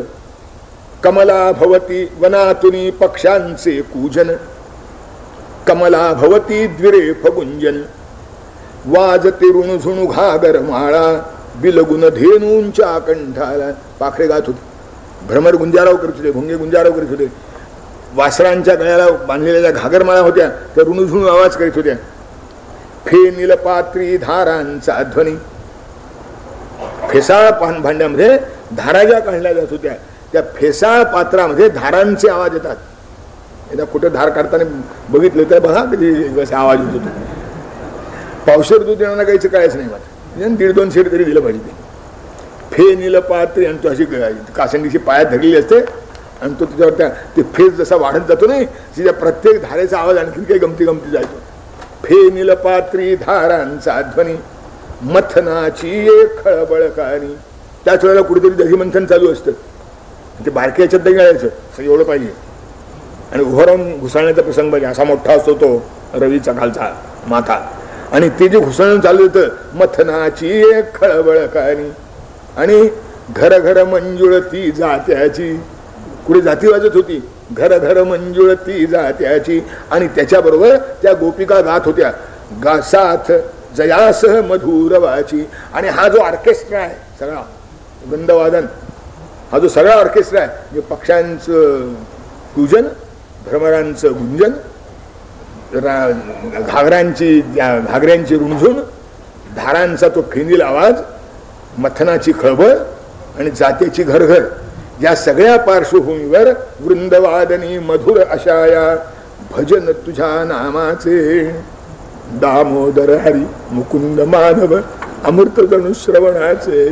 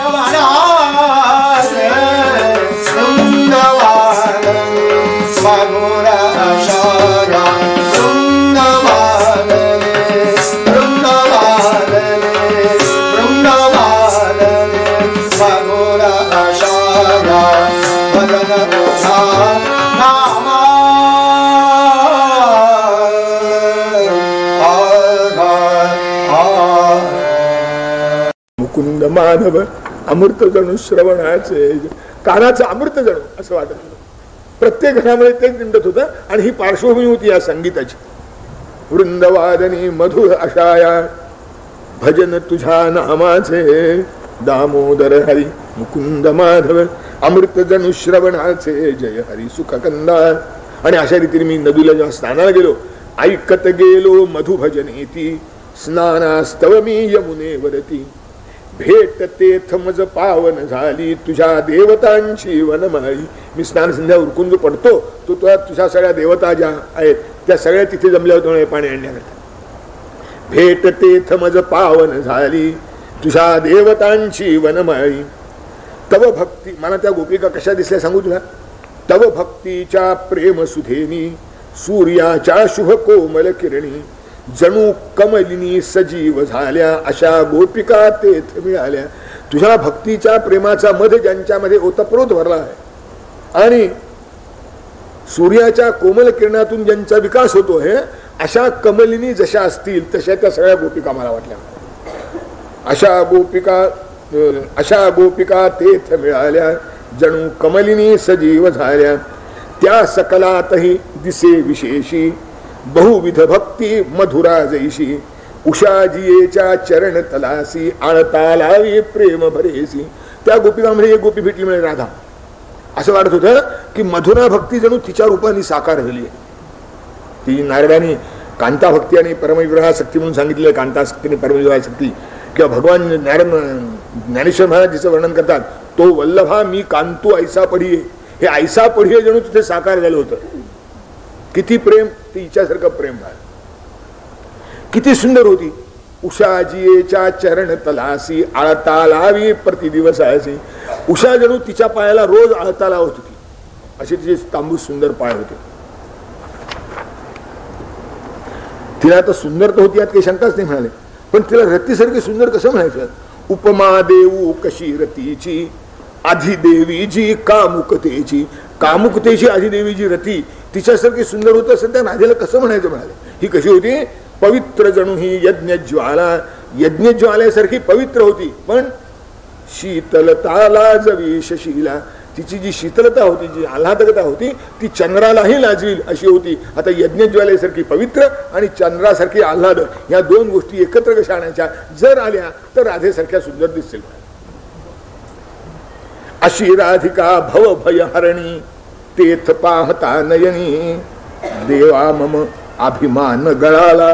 अभाऊनच नत झालो चरणी. ज्या पाया डोकं ठेवलं म्हणाल मी जवळ. आता सगळ्या गोपीने मला घेराव केला. नाना रीती तुझी विषयी गोपी वरती हर्षुन हृदयी गहिवरुनी रुसुनी कोपाने निघे वाकडे वचन मुखाने. आता प्रत्येकीचं प्रत्येक पिंडे पिंडेमध्ये भिन्न. प्रेम सगळ्यांचं सामान, पण प्रकृतीमध्ये फरक आहे की नाही? आता प्रत्येक जण मला विचारत होता. आता कोणी सरळ विचारत होतं आणि कोणी असं वाकडं विचारत होतं की मला ऐकताना पहिल्यापासून तरी असं वाटलं की प्रेम म्हणतात नाही असं कसं विचारतात. पण ते कळायला मला वेळ लागला पुष्कळ की प्रेमातही असं असू शकतं. नवे नवे खऱ्या प्रेमात फक्त असंच असू शकतं. म्हणजे काय ट्यूबलाईट म्हणजे पेटत नाही लवकर जरा, आणि व्होल्टेज कमी असलं मी आणखीन वेळ लागतो. वेळ लागला. गोपी वदती हर्षुन हृदयी गहिवरुनी रुसुनी प्रेमाने निघे वाकडे वचन मुखाने एक विचारी पाहताच मज सरळ आनंदीना अधे असे अधोक्षज. काय कृष्ण आनंदात आहे ना? पहिलं का सरळ वदे दुजी त्या कधीच काही आठवही येथील नच होई. इथली आठवण कधी येतच नसेल त्या. नाही दुसरं करा एक पायरीवर. तिसरी म्हणली कशी येणार? अन्य म्हणेगी आम्ही अडाणी रूप गुणाची नसे मोहिनी त्यास संगती कशी रुचावी लता माधवी भ्रमरा भावी. एक पायरीवर. कसं येणार नाही आम्ही अडाणी खेडवर? आम्हाला कुठे ते बोलता येते, वागता येते, ते प्रसाधन वगैरे वगैरे काय येत नाही. साध्या त्याचे आहोत त्याचे आहोत. चेहऱ्यावर हात फिरवला म्हणजे पुष्कळ झालं. त्याला आता निर्णय गोष्टी लागत असतील. तर त्याला कसं आमचं आवडायचं, आम्ही आमच्या संगती कशी आवडायची. तिस म्हणजे आवडायला काय झालं? आम्ही काय वाईट आहोत का? आमचं सगळं आहे ते नैसर्गिक आणि रसरशीत आहे, त्यामुळे अधिक तेजस्वी आणि सुंदर आहे. पण त्याला चव पाहिजे नाही म्हणाले. हे आणखीन एक वर गेलं. कुठे गुणाची पारख त्याते अरसिक चंचल तो कुणी म्हणते त्याच्यावरची बरी संगत तुटली बरी खलाची स्मृती ही आता नको. अशा त्याची संगत तुटली फार चांगलं झालं म्हणाले. त्याची आठवण सुद्धा काढू नका. उगा आठवण काढली की जीव आपलाच जातो. त्याला काही लाज नाहीच आहे. आमचं काही का होईना तेव्हा अशाची आठवण सुद्धा काढू नका. कशाला विचारतात आपल्याला काय करायचं ते? आणखीन आहे त्याच्यावरची पाहिली. ती म्हणते पुरते मिळले व्रज माती सवा नाही ते बघण्यासी धाडियले ना त्या कपट्याने उद्धवजी आपणासी जय हाय. गोकुळ पुर मातीला मिळालं का अजून थोडस कुठे शिल्लक आहे दुगदुगी त्याची हे पाहायला पाठवलं ना तुम्हाला. आता हा सर्वे घेऊन तुम्ही जा की गोकुळाची पुरी बर्बादी झाली की नाही हे पाहायला मिळेल. त्यांनी तुला पाठवलं असलं पाहिजे. आता ते सगळं पाहिलं म्हणजे असं आहे. यांना वेदांताचं ज्ञान जरा कमी असल्यामुळे सर्वं खलविदं ब्रह्म यांना अजून कळलेलं नाही, म्हणून हे सगळे यांना शोक होतोय. आणि म्हणून मी त्याला सांगितलं म्हणाले देहाने गे मुळीच नुरले कामते येथ या श्रीकृष्णासी म्हणून नाला साचतो गोकुलाया. हे कृष्णाच हे नंदाचे व्रजची बनले रूप देह त्या कृष्णजीचा तेथे आल्या द्वितीय मग तो भूतची भावयाचा. नंदाचं गोकुळ कृष्णाच्या रूपाच्या कुठं बाहेर आहे? तो कृष्ण इथे आला म्हणजे द्वैत निर्माण झालं की नाही? हे नंदाचे व्रजची बनले देह त्या कृष्ण. मी सांगायला गेलो म्हणजे त्या आता तुला सांगतो कृष्णा हे मी बोललो नसतो तो बरं झालं असतं. समजूत त्यांची करण्यासाठी वेदांताच्या कथिल्या गोष्टी परी उलट माझे ती राधा वाभाडे काढी गोविंदा. आणि तिने माझी खूप कासमपट्टी केली म्हणाले. मला खूप उलट सुलट विचारलं आणि शेवटी ती मला म्हणाली काय माहितीये? म्हणे राधिका मज उपहासून उद्धवजी हे तुमचे भाषण गमे मला की जसे सीताफळ गर बहु थोडा बियाच पुष्कळ. तुमच्या वेळांमध्ये सीताफळ गर बहु थोडा बिया थुंकता थुंकता जीव आहे. पोटात किती जातं कोणाला? गर गर बहु थोडा बियाच पुष्कळ. आणि कृष्णा त्यातली एक एक गोपी तुझ विषयी बोलत असताती प्रेम बघून ती उत्कटताती तन्मयता भावा कुलवृत्ती पडलो मी तच्चरणावरती साष्टांग दंडवत आठवण्याची केला. हे काय प्रेम आहे. शिव्या सुद्धा इतक्या प्रेमातून देता येतं ते पहिल्यापासून ऐकलं मिळालं. अतिशय उत्कट प्रेम असल्याशिवाय ते बाहेर पडतच नाही. म्हणून मी नेहमी सांगतो, आपण ऐकलं असेल की आईच्या तोंडून जेव्हा मुलाला उद्देशून मेल्या शब्द बाहेर पडतो त्याच्या इतका चिरंजीव भवाला अधिक चांगला आशीर्वाद नसतो. आई जेव्हा मेल्या म्हणते तेव्हा तो चिरंजीव भवाला, कारण तिचं अंतःकरण त्याच्याविषयीच्या चिंतेनं हितानं इतकं उचंबळून आलं असतं की दुसऱ्या कोणत्याही सामान्य शब्दातून ती उत्कटता प्रगट होणं शक्यच नाही. आता मेल्याच म्हटलं पण हा मेल्या चिरंजीव भवाचा सगळ्यात चांगला आशीर्वाद आहे. फक्त आईच्या तोंडातला असला पाहिजे. आज मला कळालं म्हणाले की हे सगळं वाकडं पण सुद्धा तुला कसं गोड लागतं. आम्हाला कळतच नव्हतं. आम्ही पुस्तकी पंडित, अनुभव कधी घेतलाच नाही. आज कळाले मज गोपाळा गोकुळचा का तुला जिव्हाळा व्रज चलनांचे ललनांचे निघताना वही गहिवर का तुझ तुका येई. त्यांचं नाव निघालं तरी तू गहिवरतोस. हे मी अनेक वेळा पाहिलंय. पण आम्हाला वाटतं काय कोणा काही कळत नव्हतं भाई. गहिवर का तुझ तुका येई मांडून सोन्याच्या देवारी पूजिसी बल्लव मूर्ती मुरारी आता उमजले त्यातील कारण करसी त्यांचे भावे चिंतन. तू त्यांचं चिंतन करतोस भावानं. तुझ्या देवालयामध्ये गोपांची मूर्ती आहे, गोपिकांच्या मूर्ती आहेत. तू त्यांचं चिंतन करीत बसतोस, त्यांची पूजा करतोस. आम्हाला बरं आश्चर्य वाटलं काय. आता मोठ्या माणसाच्या काहीतरी खोडी असतात म्हणजे म्हणून आम्ही घेत होतो की मोठ्या माणसाला खोडी आहे, त्यात काही विशेष नाही. असं आहे, काही मोठी माणसं असतात अशी. तर काय करणार. तो डॉक्टर जॉन्सन होता म्हणजे इंग्लंडचा सगळ्यात विद्वान त्या काळातला. त्यानं इंग्रजीची पहिली डिक्शनरी निर्माण केली. पण खांब पाहिला की तुला फेऱ्या घालत बसायचा, हात घालायचा आणि फेऱ्या घालत बसायचा. मग कोणीतरी अहो आपल्या कुठे जायचं डॉक्टर साहेब, अरे आम्ही असं चला ते सोडून द्यायचं. आता याला काय म्हणावं, खांबावरती फेऱ्या घालणं. पण ते डॉक्टर जॉन्सनचं आहे. तसं मोठ्यांचं असतं म्हणलं काही आम्हाला असं वाटत होतं की मोठ्या मोठं. आणि असं काही असलं म्हणजे लोक मोठे म्हणतात ते म्हणे, म्हणून काही नसलं तरी लोक तसं दाखवतात.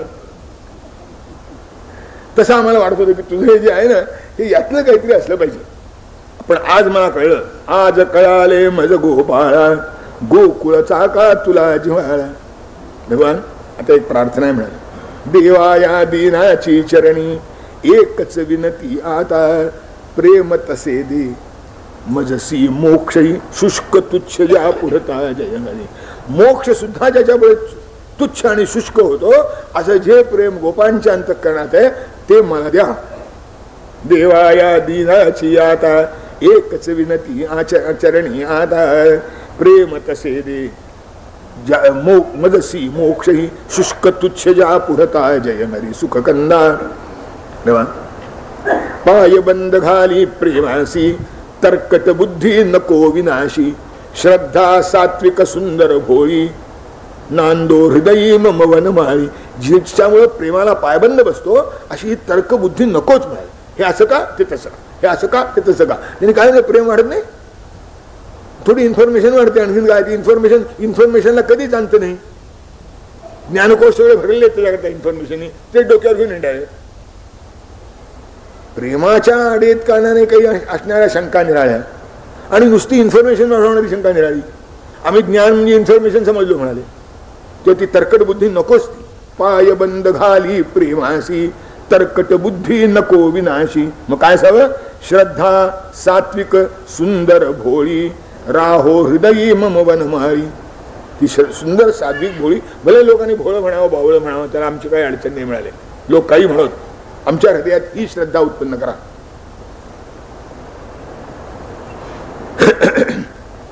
काय गंमत आहे बा. कृष्णाचा आणि उद्धवाचा सहवास काही कमी नव्हता, भेटीगाठी काही कमी होत नव्हत्या. बरं कृष्णाची योग्यता माहीत नव्हती असंही काही नव्हतं. आता कृष्णाच्या योग्यतेचं खरं स्वरूप गोकुळात उजाडावं. काय गंमत आहे. श्री कृष्णाच्या असुनी जवळी उद्धवास योग्यता न कळली व्रजात व्हावी जाणीव त्याची हीच थोरवी सत्संगाची. प्रेमांचा संघ कसा असतो त्याची असं आहे. त्या म्हणून मोरपंतांची केकावलीमध्ये एक मुळी चांगली होत.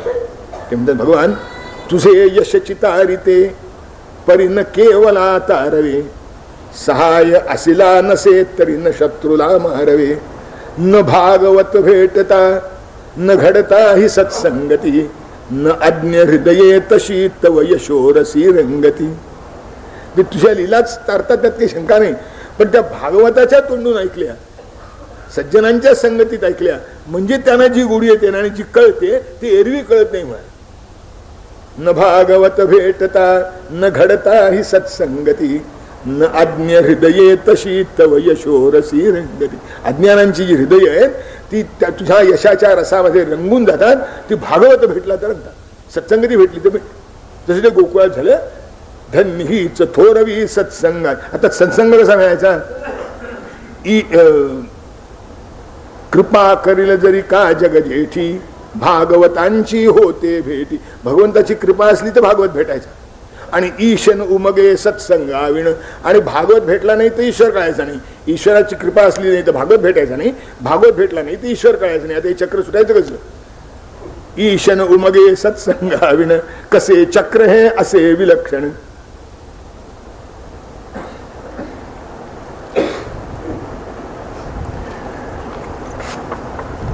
पूर्वजन्म कृत पुण्य बलाने उद्धव तरला ते लिलेने, धन्य नन्य तो भागवतोत्तम लोटांगण तत्पदी सदा मम. पण काहीतरी पूर्वजन्माचं पुण्य उद्धवाच्या लेखी पुष्कळ होतं, म्हणून या दोन्ही हे जे विचित्र चक्र आहे या विचित्र चक्रातून उद्धव सुखानं बाहेर पडला.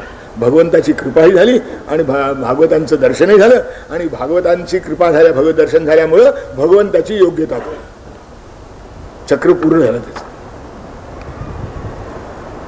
आणि अशा रीतीने नयन जलाने भिजवित चरणा, उद्धव घे लोळण दीन मना, उचलून हृदयी हरित याते, वदे हेच रे हवे आम्हाते.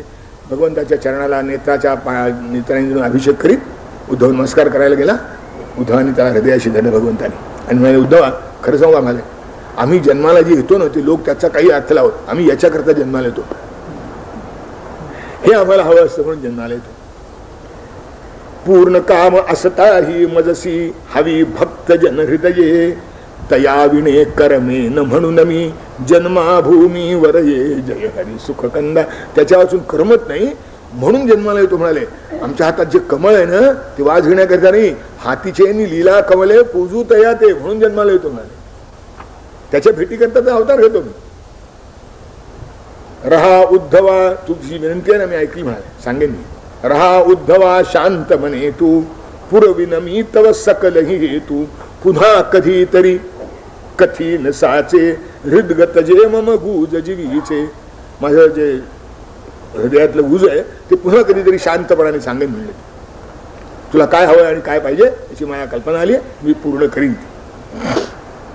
आणि मग भगवान सेवकाला सांगतात, आपल्या सेवकास सांगत ऋषिकेशी, घेऊन या रे सन्मानासी. का? मला पूजा करायची म्हणजे कोणाची? प्रिय उद्धव हा आज तयाचे, पूजन मजसी करावयाचे.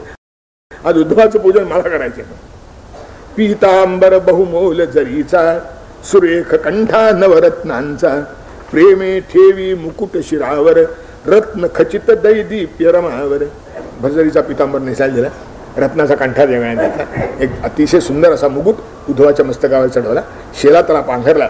आता उद्धवाला जो आनंद झाला म्हणतात, प्रेमळ हृदयी उद्धवजीच्या, लहरी उठल्या कोमलतेच्या, हर्ष भरित शुभ नयना मधुनी, थेंब दोन पडले श्रीचरणी. आणि त्याच्या आनंदाने भरलेल्या हृदयातून नेत्रातून दोन थेंब भगवंताच्या दोन पायावर पडले. त्या थेंबाचं एवढं सामर्थ्य आहे, शक्तितया बिंदूतील नचये, शब्दांच्या सिंधूसी, हसुनी दिधला निरूप देवे, आलिंगून तयासी जय हरी सुख कंदा. त्या दोन थेंबातून जे काही प्रगट झालं ते काय होते सांगायला एक सबंध काव्य लिहिलं तरी पुरं पडायचं नाही. शक्तितया बिंदूतील नचये, शब्दाच्या सिंधूसी. भगवंताने उद्धवाला मोठ्या प्रेमाने निरोप दिला, उद्धवाला मोठ्या प्रेमाने निरोप दिला. एक प्रकरण संपलं.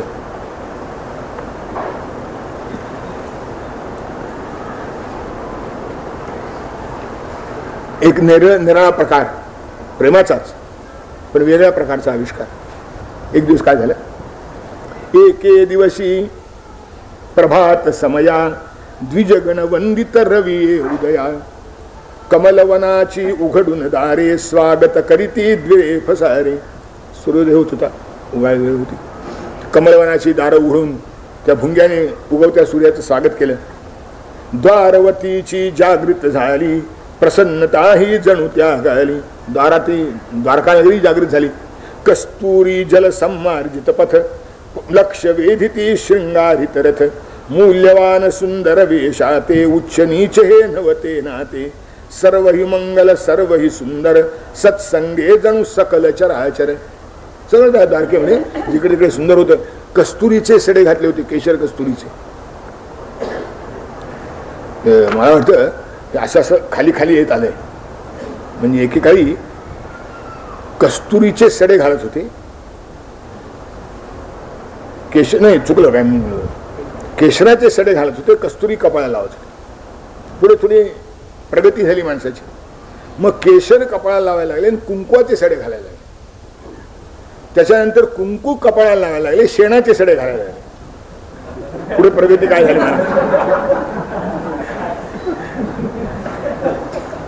कस्तुरी जल सम्मार्जित पथ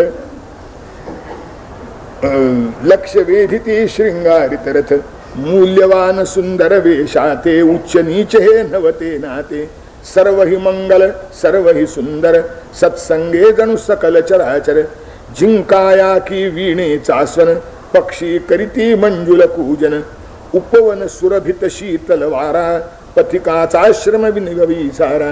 त्या उद्यानावर आलेले वारे जो प्रवासी कोणी असेल त्याचा सगळा श्राम जणू परिहार करून टाकत होते. आणि अशा वेळेला काठीचा आधार घेऊन विप्र एक त्या समयी अधोवदन जातसे पथाने शंका कुलसा हृदयी जय हरी सुख कंदा. आणि कोणी ब्राह्मणपटू ब्राह्मण व्यक्ती थकलेली आहे, हातामध्ये काठी आहे आणि त्या काठीचा आधार घेऊन चेहऱ्यावर असं जरा गोंधळ आहे, शंका आहे आणि अशी त्या रस्त्याने चालले होते. आता कशी होती म्हणताय ब्राह्मण महाराज, मूर्त दयाची कृष दुर्बलती मांसा विणजणू घडली होती. ब्रह्मदेवाने जेव्हा त्याला निर्माण केला तेव्हा त्याच्या स्टॉक मधलं सगळं मांस संपून गेलं होतं. त्यानं याला निर्माण केला ते फक्त हाडण कातडच. मूर्त तयाची कृष दुर्बलती मांसा विणजणू घडली होती. आणि त्यामुळं ती कोपर आणि गुडघे कसे दिसत होते, उठून दिसती कोपर जानू ग्रंथील बोरूच्या काड्या जणू. त्या बोरूच्या काड्या जशा असतात मधले गाठी असलेल्या त्याचे ते कोपर आणि गुडघे दिसत होते. रक्त रहित ती त्वचा पांडुरा भासतसे की भस्म धूसरा. सगळ्या अंगामध्ये रक्त फारसं नव्हतं, त्यामुळे ती सगळी पांढरी पडलेली कातडी जणू सगळ्या अंगाला भस्म लावलंय असं वाटत होते. आणि ते जे नव्हतं त्यामुळे ती भस्मासारखं त्या निस्तेज होता पणा सगळा. चिंधी मळकट माझे भवती, माझं म्हणजे कंबर, त्या माझीच्या भोवती एक मळकट चिंधी गुंडाळलेली होती. जवळ उपाधी दुसरी नव्हती. आणखीन जवळ काय, जवळ उपाधी दुसरी नव्हती. भावहीन मुद्रा सुरकुतली दाढी तहीनच जाय झाकली. न्हाव्याला द्यायला पैसे नसल्यामुळं जी दाढी वाढली होती त्यामुळे त्याची ती भावहीन मुद्रा, गंभीर सपाट चेहरा, त्याच्यावर काही भाव नाही. पण त्या भाव नाही हे त्या दाढीतून सुद्धा लक्षात येत होतं. भावहीन मुद्रा सुरकतली दाढी तहीनच जाय झाकली. डोळे इतके खोल गेले होते, खोल जाऊनी शोधित होते नेत्र काय हृदयस्थ हरिते. इतके खोल का गेले तर भगवान हृदयात राहतो, तो एरवी कसा दिसायचा म्हणून ते डोळे खोल जाऊन त्या हृदयातल्या भगवंताला पाहत होते. म्हणजे एकूण रूप कसं होतं, वृक्ष भडकता भवती वणवा होर पळोनी जसा दिसावा. शिणलेला हा संकट जर्जर तसा दिसतसे तेथ विप्रवर. दारिद्र्या जणू आश्रय देहा ज्या सकलानी त्यजिले. सुर समुदायी शिवेच केवळ भयद विषा आश्रयिले जय हरी सुख कंदा. असं आहे, दारिद्र्य सगळीकडे हिंडला, आम्हाला तुला निवारा द्या, कुणी त्याला जवळ केलं नाही. हे म्हणले या तुम्हाला कुणी राहायला जागा नाही आमच्या घरी, किती दिवस राहू, तुम्हाला राहायची किती दिवस राहा म्हणे, आमची काही नाही, आमच्याकडे आहेच कोण, आम्ही दोघंच राहू. आम्ही दोघं म्हणजे मी आणि माझं दैव, आम्ही दोघंच आहोत, तुम्हाला यायला काही हरकत नाही. आता हे यांची शंकाकुल का होते आपल्याशी करी विचार तो द्विज, ओळखील का मित्र आता मज, या विभवाचा तो की स्वामी, भीक न पुरती मिळत असा मी. माझा मित्र मला ओळखी का म्हणाले, या सगळ्या वैभवाचा तो धनी आहे आणि मला धड भीकही वेळेवर मिळत नाही. भीक न पुरती मिळत असा मी, तये नमविले बलाढ्य राजे, पोरही मानित नाही माझे. आम्हामध्ये हे कितीतरी अंतर, ही न काजवा मी तो भास्कर. मी काजवा म्हणाले, तो भास्कर आहे. आम्हाला ओळखेल की नाही कोणा ठेवू. त्याने मी म्हणण्याला राजाने वाकवलंय. आमच्या गावातली शेमडी पोरं सुद्धा मला ऐकत नाही मिळले. माझं अरे पोरांनो दंगा करू नका रे, कळलं रे म्हातार बाबा असं मलाच म्हणतात मिळले. उलट आता कसं करावं. मला पैसे बिशे काय नको, त्यानं मला ओळख दिली म्हणजे पुष्कळ झालं. आसन मजलवही मज विभवाची, का धने शमविली तृषा कुणाची. इच्छा एकच आहे, इतक्या लांब आलोय, भेट तयाची केवळ व्हावी, गोष्ट परीही कशी घडावी. केवळ त्याची भेट व्हावी एवढीच इच्छा आहे, पण कसं घडावं. परिचय नाही इथे कुणासी, असे म्हणत जो विप्रमनासी. पौरवदे तो त्या नमन करोनी, द्विजवर या आलात कुठोनी. असं जो याच्या मनात शंका येते की मला भेटतो की नाही कोणा ठेवू. इतक्यात गावातला एक सभ्यग्रस्त आपणहून पुढे आला. त्यावेळीची गोष्ट आहे. गावातला एक सभ्यग्रस्त आपणहून पुढे आला. कुणीतरी हा नवीन प्रवासी इथे आलाय, त्याला इथली चांगली माहिती नसणार म्हणून तो आपणहून त्याला विचारतो, द्विजवर या आलात कुठून. आपण ब्राह्मण भाऊ पण कुठून आलात. तेव्हा हा सांगतो, बहुलांबून मी श्रीकृष्णाच्या भेटीसाठी आलो, पाहून तुमची कांचनमयही, शोधू कोठे न कळेल वही. कुठं हुडकाव म्हणले कृष्णाला. साहे तुम्ही मज कराल काळजी, भेट हरीसी घडवा माझी. पुरुष वदे तो अवश्य देवा, धन्य म्हणा आपुल्या सुदैवा. हो म्हणाले, अवश्य कृष्णाची भेट. मला वेळ नाही, चौकीत इशारा. द्वारकेतला नागरिक आहे. तेव्हा तो म्हणतो अवश्य तुमची भेट करून देणार. पण काय झालंय अडचण, हे आज ही वेळ अशी सुंदर वेळ आहे की ज्या वेळेला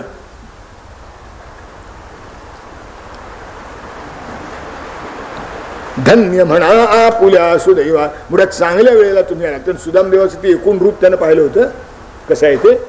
त्याला पैशाची अत्यंत गरज आहे, याची जाणीव त्या कृष्णात त्या नागरिकाला झाली होती. आणि म्हणून तो म्हणतो प्रतिदिन देऊन अर्घ्य रवीसी, अग्निकार्य संपता विधीसी. सुवर्ण मंडित शतगोदाने, द्विजास देती हरिसन्माने. आमच्या श्रीकृष्ण महाराजांचा नियम आहे की सूर्याला अर्घ्य देऊन झाले की लगेच ते 100 गाई सुवर्णाने अलंकृत केलेल्या ब्राह्मणाला दान करतात. तर असा रोजचा नियम आहे. आज ती दानाची वेळ झाली आणि तुम्ही परके ब्राह्मणाला, तुम्हाला ती मिळतील. दान जन्मभर येईल कामी, बरा भेटलो वेळेवर मी. मी वेळेवर तुम्हाला भेटलो म्हणाले, बरं झालं. पण मला नवल वाटतं, अशी स्थिती होईपर्यंत तुम्ही इथं का नाही आले. नवल हेच मज वाट, नवला पुले वाटत मजला, आज वरीन काय येथे. अशी त्याच्या होईपर्यंत चालताना तुम्हाला जोग जातात तुमचे. असं कशा आलात, इतका उशीर का केला तुम्ही. आमच्या कृष्णाची कीर्ती काही इतकी सामान्य नाहीये. आता इकडे मात्र वेळ उघड झालं होतं. वासुदेव भगवान आपुले नित्य कर्म उरकोनी. म्हणजे दान वगैरे सगळं पुरं पडलं होतं. वासुदेव भगवान आपुले नित्य कर्म उरकोनी, सभेस निघती तो दारी हा, द्विज देखियला नयनी जय हरी सुख कंदा. आणि सभेला निघतात तो दारामध्ये ते ब्राह्मण बुवा भेटले. आता काय विचारता. भान न उरले यदुनाथासी, मिठी मारिली धावून त्यासी, संपवून निज वनवासासी, राम भेटला जणू भरतासी. ती भरत आणि रामाची भेट जशी आली असेल तशी जणी पुन्हा भरत रामाची भेट झाल्यासारखं झालं. धन्य भाग्य मम उदया आले. कृष्ण म्हणतात, रोग्यासी हे अमृत मिळाले, किती दिवसांनी सुदाम देवा, भेटलास तू हृदय विसावा. सुदाम देवा किती वर्षांनी भेटला असेल. आज जाहली होय आठवण, वदे हरी कर हाती घेऊन, हृदयी हर्षण शके समावू, मित्रा झाले कुठे न ठेवू. आता सभा गेली, सभेला चिठ्ठी पाठवून दिली की आम्ही येऊ शकत नाही. आणि सुदाम देवाला घेऊन अंतरगेही नेऊन त्यासी, प्रेमे बसवी निजासनासी, कुशल विचारी चेपित पाया श्रम झाले तुझं इथवर या. त्या सिंहासनावर बसवलं, आपण खाली बसले, ते पाय दाबतायत हळूहळू. सुदाम देवा, अरे मला कळवायचं तरी, निरत पाठवला असता. किती श्रम केलेस मिळाले तुला, चालत आलास. श्रम झाले तुझं इथवर या. इतक्यात मातुश्री आल्या, रुक्मिणीबाई. सन्मुख आली विनये कमला, सादर वंदन केले. पुत्रवती सौभाग्यवती भव, द्विजवर सस्मित बोले जय हरी सुखकंदा. सुदामदेवाने आशीर्वाद दिला. देवी माझी उभी राहिली. सुदाम देवावरती चामर, ढाळीत देवी सेवा. काय कोणालाही आपली पोझिशन काय आणि हा आलाय तो कोण असं जाणवलं नाही. सुदामदेव आहे त्या वेशात सिंहासनावर बसले आणि श्रीकृष्ण आहे त्या वेशात त्याची सेवा करत आहेत. रुक्मिणी त्याच्यावर चामर घालते आहे. अहंकार नसावा, प्रतिष्ठेची भूषण नसावी, कशी त्याचं उदाहरण आहे की प्रतिष्ठा असेल, वैभव असेल, पण त्या वैभवाची जाणीव नाही, वैभवाचा अहंकार. आणि म्हणून तर वैभव टिकतं, म्हणून तर कीर्ती टिकते. नाही तर पुतळा बसून सांगावं लागतं हा कोणाचा आहे ते. आता काय कौतुक राहिलं त्याचं, हे ते सांगायला लागत नाही, कारण हे निर्माण झालेलं असतं. ढाळीत देवी सेवा तत्पर, झटे निजांगे सर्व हि कामा. विरघळला निजमनी सुदामा, उठणी नाना परी सुवासिक. अभिषेकासी ते उष्णोदक, भोजन रुचकर सुधेहुनी. रिझला द्विजया उपचाराही. आणि त्याला उठणी बिटणी येऊन तेल बिल लावून चोळून मिळून मंगल स्नान घातलं. याला असलं कुठलं मिळायला बादलीत पाणी काढून दिलं म्हणजे पुष्कळ झालं असं नाही. आपल्याला काय शक्य हे महत्वाचं, त्याची योग्यता काय हे नाही. त्याला अंगाला उठणी बिटणी लावून स्वतःला कृष्ण आणि रुक्मिणी आणि आणखीन मग कोणी आली असतील. सुदामदेवाची सगळी अर्घ्यपाद्याने पूजा जशी व्हायची तशी योग्य तऱ्हेने झाली. जेवण बिवण झालं आणि मग कृष्ण विचारतो सावकाश जरा निवांतपण आल्यावर, हरी विचारी मग मध साठी. काय दिली वहिनीने भेटी, रिक्त कराने भेट न घ्यावी. रीत असेही तुझसी ठावी. मित्राची भेट रिकाम्या हाताने घेऊ नये. किंवा आमच्या वहिनीने आमच्याकरता काय दिलं म्हणाले. रिकाम्या हाताने घेऊ नये, तुला माहिती आहे तू विद्वान आहेस. विद्वानांचा मुकुट म्हणी तू, सदाचार धर्माचा केतू. चूक न होईल तुझी हाती, वर्तनात तव जगते नीती. नीती तुझ्या वर्तनात जगते म्हणाले. तुझं प्रत्येक आचरण जे आहे ते धर्मशास्त्राला नीतीला धरून असतं. ते आमच्याकरता काय आणलं सांग, तुझ्यातून चूक व्हायची नाही. मुकुंद वदता या परिलज्जित, झाला विप्र मनासी. खिन्नपणे उत्तरला देऊ, काय सख्या मी तुझसी जय. तुला मी काय देणार, तुला देण्यासारखं माझ्याजवळ काय. हरी सुदामा तुझा अकिंचन, तव नामाविण जवळ नसे धन. उसने मागून मुठ कसे तरी हे, आणले मी मुठभर पोहे. कशी तरी उठणं मागून काहीतरी रीत पाहिली पाहिजे मला माहिती होतं. मग मोठ्या कष्टानं 4 घडं उसने मागून हे मुठभर पोहे आणलेत म्हणाले. आणले मी मुठभर पोहे, ते द्याया परिधीर न होई. पण ते तुला द्यावे इथं आल्यापासून मला वाटत नाही, अरे माझ्या पोह्याची काय किंमत आहे. ते उसनं आणलं. उसनं कोणी चांगलं देतो का, चांगलं देत नाही. मी पाहिलेली गोष्ट, एका ग्रहाकडे मी बसलो होतो आणि त्यांच्या शेजारीने तिच्याकडे कोणी ऐकायला पाहुणे आले म्हणून चहा मागायला ती बाई आली. ती एक वाटीभर चहा द्या, आमच्याकडचा संपलाय आणि आत्ताच पाहुणे आले, ते 2-4 त्यांना चहा दिला पाहिजे. आमचा आजच संपलाय हो. मी यांना सांगितलं तर संध्याकाळी ऑफिसमधून आले ते घेऊन येतो, कोण ठाऊक. मी काय गेली प्रीती पाहिजे म्हणलं, अहो तुम्ही डब्यात चहा घातलेला मी आत्ता पाहिला आणि तुम्ही नाही काय म्हणताय. तुम्हाला व्यवहार कळत नाही म्हणजे का. म्हणजे आम्ही 15 रुपये पाऊंडाचा वापरतो, ते 10 रुपये पाऊंडाचा वापरता. ती परत दिल तो ते 10 रुपये पाऊंडाचा येईल, माझा 15 रुपये पाऊंडाचा जाईल. माणसं हिशोबाला बरोबर बघा, नेमका हिशोब असतो. सुदामदेव म्हणतो मी उसने मागून पोहे आणले. आता ते कसे असतील, उसने मागून कसे तरी हे, आणले मी मुठभर. कसे कोणा ठेव. त्या म्हणून तुला द्यायला धीर होत नाही म्हणेल मला. आता कृष्ण ऐकतो, ते द्याया परी धीर न होई. कृष्णे परी ऐकिलेच नाही, झोंबून घेई पुरचुंडी ती. आणि चेहऱ्यावर भाव कसा, आम्र जणू ये क्षुधिता हाती. भुकेल्या माणसाला आंबा मिळावा मोठा म्हणजे त्याला जसं वाटेल तशी भगवंतांनी ती पुरचुंडी खेचून घेतली. त्यात आणि रुक्मिणी शेजारी होती. त्यात भाग मागता रमेने लव देई परी बहु कष्टाने. रुक्मिणीने वाटा मागितला, हो एकटं तर तुमचा अधिकार नाही, मी अर्धांगी जवळ उभी आहे, मला द्या. त्यात भाग मागता रमेने लव देई परी बहु कष्टाने. थोडा दिला तिला. ती म्हणजे थोडा का अर्धांगी, अशा अर्धांगी पुष्कळ आहेत म्हणले, मला प्रत्येकीने मागितलं तर तुझ्या ठरलेलं तेवढं जायचं नाही, तुला दिलं एवढं पुष्कळ झालं. लव देई परी बहु कष्टाने. आणि म्हणाले काय, उरवी नचही कणपरी फोल वदे कितीही भेट अमोल. एक कण फोल फोल फोलकट सुद्धा टाकून नाही, तेही खाऊन घेतलं भगवंताने. उरवी एकही नचकण फोल वदे कितीही भेट अमोल. भगवान म्हणाले, सुदाम देवा का लाजत होतास? अरे विश्वातील सर्व ही संपत्ती मिळूनही होय न इतुकी तृप्ती. संत जनांचा हा उपहार अल्पही तरी सामर्थ्य अपार. हा संतांचा उपहार आहे, त्याच्या क्वांटिटीला महत्व नाही, त्याची क्वालिटी महत्वाची. अल्पही तरी सामर्थ्य अपार हृदय भरून ये. आणि हे जेव्हा पाहिलं त्याचा अंतकरण भरून स्वयंदेवाचं हृदय भरून हे कवळी द्विजतो प्रेमे कृष्ण पदासी. पुलकित वदला सीमा नाही हरितव थोरपणासी. जय हरीचे कृष्ण.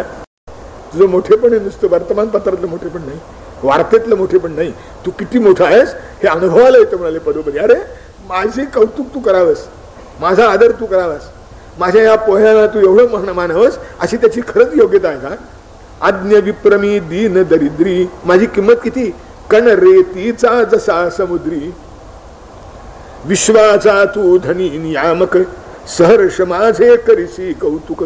थोरपणा हा तुलाच साजे कृतार्थ झाले जीवन माझे. हा थोरपणा तुला शोभतो म्हणाले, माझं जीवन कृतार्थ झालं. का? अशा थोरपणाचं दर्शन मी घेतलं. माझं कौतुक केलं म्हणून कृतार्थ झालं नाही, माझं कौतुक करण्याच्या थोरपणा तुझ्या ठिकाणी आहे, त्या थोरपणाचं दर्शन मला झालं म्हणून कृतार्थ आले म्हणले माझ्या जीवनात. थोडं फरक आहे त्यात. माझं कौतुक तू केलंस म्हणून मला बरं वाटलं निराळं, आणि माझं कौतुक करण्या इतका तुझा मोठेपणा आहे, तो मोठेपणा पाहून मी कृतार्थ झालो म्हणणं निराळ. आपल्या कौतुकाचा आनंद कोणाला होतो त्यात काय म्हणतो? स्वयंदेवाचा आनंद असा आहे, थोरपणा हा तुलाच साजे कृतार्थ झाले जीवन माझे. माझं जीवन कृतार्थ झालं माझ्या, की एवढ्या थोरवीचं दर्शन मला झालं. हे बा तू चांगला आहे, काही अडचण नाही. का चांगला आहे सांगू तुला. म्हणून फुले सुखाची हृदयी फुलली तव चरणी मी ती वाहिली. अधिकची मधुर सुवास तये प्रसन्नता ही अविचल राहे. माझ्या अंतःकरणात कधी कधी सुखाची फुलं फुलतात. मी ती सुखाची फुलं घेतो, तुझ्या पायावर वाहून देतो. तुझ्या पायावर वाहिली की ती लवकर कोमेजत नाहीत. आपल्याच हातात घेतली मी फुलं लवकर कोमेजतात. मी सुखाची फुलं तुझ्या पायावर वाहून देतो, त्यामुळे ती कोमेजत नाहीत. प्रसन्नता ही अविचल राहे. त्यांची प्रसन्नता दीर्घकाळ टिकते, सुगंधही पुष्कळ वेळ राहतो. कधी कधी चमत्कारी काय घडतं म्हणाले, नियती घेऊन दुःखे भारी कष्ट विण्या मज येते दारी. परी टाकिते श्वास हाताशी बघून मला तव पद कमलाशी. नियती कधी दुःख घेऊन येते, पण मी तुझ्या पायाशी बसलेला असतो. ती दारात उभी राहते, म्हणले तिथं झापा टाकते दमल्यासारखी.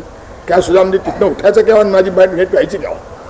तिला काही पुढे यायची हिंमत होत नाही. मी तुझ्या पायाजवळून हालत नाही, तेव्हा ती दुःख दारात राहतात. म्हणजे मला काही भेटत नाही. म्हणजे माझं सुख वाढतं आणि दुःखाची गाठच पडत नाही. योगाचं वर्णन भगवंतांनी गीतेत केले. काय? तम विद्या दुःख संयोग वियोगम योग संज्ञित.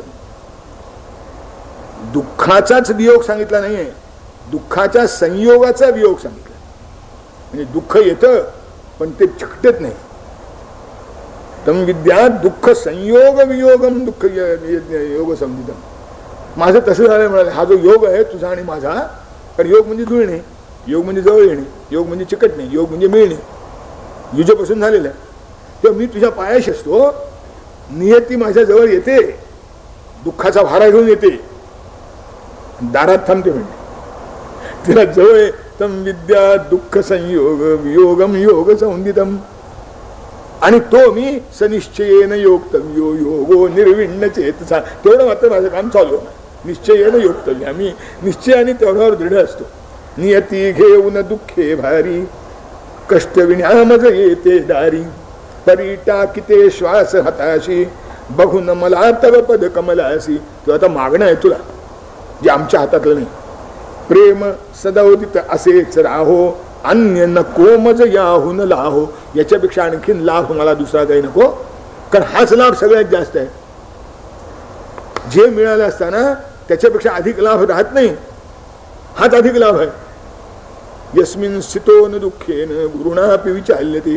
आता याच्यापेक्षा अधिक उरलं काय जगात मिळवायचं, तेवढं द्या. प्रेम सदोदित असेच राहो अन्य नको मज याहून लाहो. अशा रीतीने 1 मास पर्यंत सुदामा वास करी श्री हरीच्या धामा. बहुगुज गोष्टी गुरुघर चावा करिता रातन दिवस पुरावा. 1 महिनाभर भगवान राहिले, भगवंताच्या घरी सुदामदेव राहिले. आता कृष्ण हक्काच्या राज्यावर 1 महिनाभर घराच्या बाहेर पडले नाही. सुदामदेव कृष्ण मोठी मोठी कामं, वेळ नाही. अरे फुरसत नाही, वेळ मिळायचं नाही, मग बघू. आता वेळ द्या तरी आता सांगता येत नाही, कोणाला भेटत नाही ना भगवान. सुदामदेवामुळं झालं. आता विहार शय्या भाषण भोजन क्षणही न गेला परस्पर आविण. सगळं जेवण एकत्र. हे होतं कसं, शब्दार्थासम अभिन्न जीवन. शब्द आणि त्याचा अर्थ जसे कधी एकमेकांना सोडून राहत नाहीत. उभय पदामम भावे वंदन. आता शेवटी केव्हा तरी व्यवहार आहेच. सुदामदेवांनी रोज म्हणावं, कृष्णा आता मला माहिती तुझी किती अडचण होती ती. हे तुझे सचिव सगळे येऊन परत जातात, येऊन परत जातात, येऊन परत जातात. बिचारे तुझा धाक एवढा, समोर याचा निरोप द्यायचा काय करीत नाही. बरं दिला असतं तू अंगावर ओढतोस त्यांच्या. आता ही लोकांची अडचण किती दिवस चालू द्यायची. म्हणाले आता मला जाऊ दे, त्याची रे. शेवटी 1 महिन्यानंतर कसं तरी सुदामदेवाच्या आग्रहाकरता निरोप द्यायची वेळ आहे. आता दोघंही अवघडल्यासारखे झाले. निरोप देता घेता वदतही उभयही गदगद वाचे. स्मरण असू दे प्रिय मित्रा मम धारण तेच जीवाचे जय हरी सुख. आमचं स्मरण असू द्या म्हणाले, जीवनाचं धारण तेच आहे. तुमचं स्मरण आहे तोपर्यंत जीवनाला जीवन आहे, ते नसलं म्हणजे कशाचं जीवन आहे म्हणाले. आता निघालं सुदामदेव. निरीच्छ हृदयी त्या विप्राचे सिंधू उसळती आनंदाचे.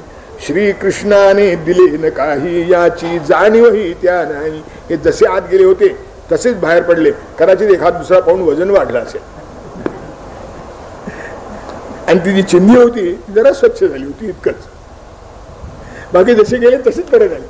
पण हे आपण असेच आलो आणि कृष्णाने इतकं सगळं केलं असलं तरी आपल्याला काही दिलं नाही याची जाणीव सुद्धा त्याला झाली नाही.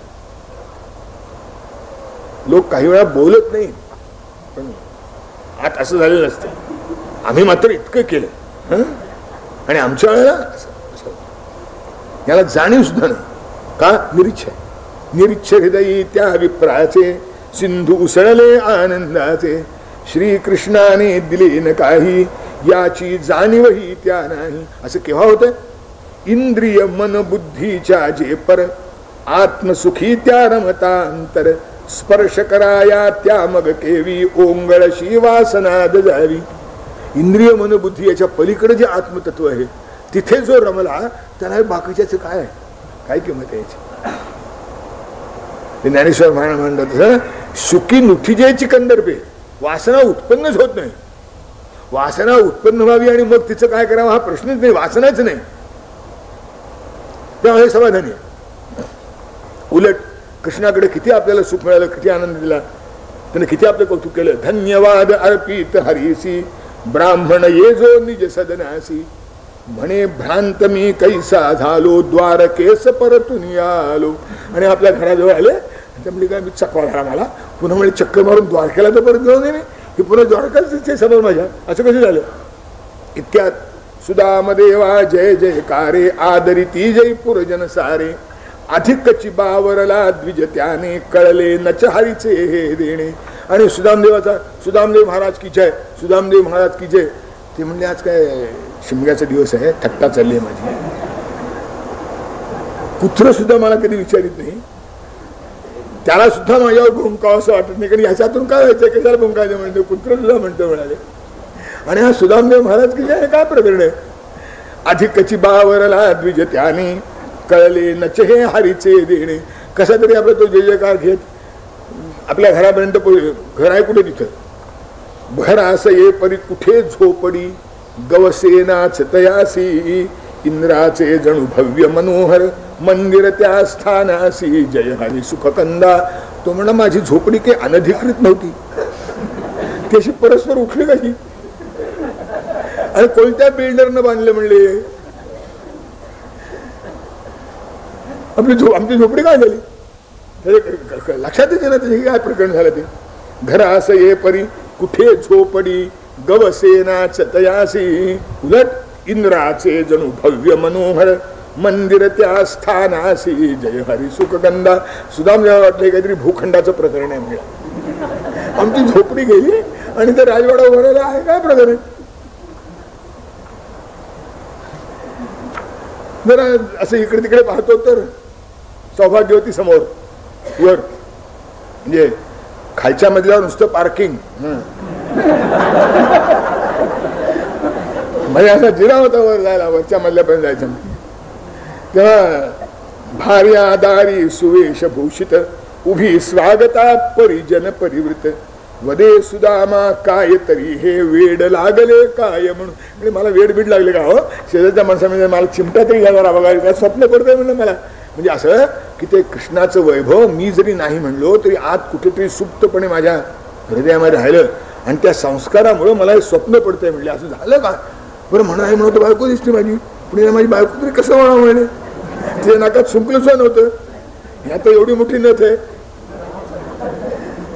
4 रंगाच्या 4 चिन्ह एकत्र करून कसं तरी पातळ नेसत होती, चमचम चमचम करते, आहे काय प्रकरण आहे. तिला काय म्हणजे लाटरी लागली परस्पर झालं काय. पण कृष्णाच्या राज्यामध्ये असा पोशाखी प्रकार कधी घडत नाही. असं काही झालं, आपल्या बायकोने ओळखला आपला नवरा काय आहे. तेव्हा ती म्हणाली नम्रपणाने वदली कांता आपुलेच हे वैभव नाथा. नम्रपणाने सांगितलं नाथ हे सगळं आपलंच आहे, असं आत चला. इथं रस्त्यावर सगळा कशी काय येणार नाही तुम्हाला. शंकित भानच आत चलावे सर्व ही कथिते श्रम निभवावे. सुदामदेव आता आधी सांग म्हणले काय प्रकार, हे आलं कसं, कुठून आलं. कारण पापम ही श्रेयो मूलम, ही संपत्ती आली कशी, ही बसत नाही म्हणले खाली, बाहेर सांगत नाही म्हणून ठीक म्हणून आत आलो, पण काय ते सांग.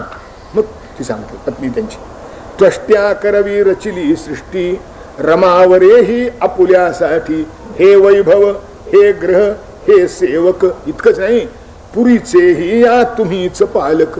ही सगळी जी पुरी आहे सुदामपुरी ही आता तुमची आहे, तुम्हाला तुमची जागीर आहे, हे सगळं तुमच्या कृष्णाने केलं आहे. आता हे सांगताना त्या बाईला म्हणजे काय आनंद म्हणतात. हर्षून सस 5 रुपये प्रमोशन झालं तर आनंद होतो.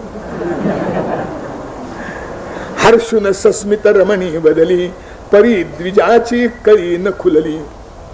याचा चेहरा तसा गंभीर थोडा खिन्न झाला म्हणलं तरी चालेल. परी द्विजाची कळी न खुलली म्हणे मनी हे बरे न झाले दूर काय मज कृष्णे केले. हे बरं झालं नाही म्हणा. देवघर कुठे आहे, देवघर शृंगारलेलं देवघर, पण देवारा तोच होता, तो बदलला. सुदामदेव देवाऱ्या पुढे आले, ठीक आहे साहेब टेस्ट डेव्हलप व्हावी लागते. हे वैभव तरी यानं एकदम कसं रुचायचं नाही. आता हिला काय माहित काय सुदामदेवाची भावना आहे. ते देवहारा पुढे येऊन बसले, कृष्णाला उद्देशून म्हणाले हाती देऊन नश्वरास फसवू का पाहतोसी हरी होवोनी विषयास मोहित परी जाईन मी ना दुरी. माझे प्रेय तुझे स्वरूप हृदयी राहील ते सारखे नाही भीती मला असे तुझ जरी हे ही परीक्षा सुखे. देवहारा कधी बघितलं का आपण, पोरं सकाळपासून आईच्या मागे लागलेले असतात, आई खाऊ दे, आई खाऊ दे, आई खाऊ दे. मुस्काडीत मिळते पण खाऊ काही मिळत नाही. तिला कुठेतरी बाहेर जायचं असेल, बाया तुला लाडू पाहिजे ना, त्याच्या हातावर लाडू ठेवला की ही बाया.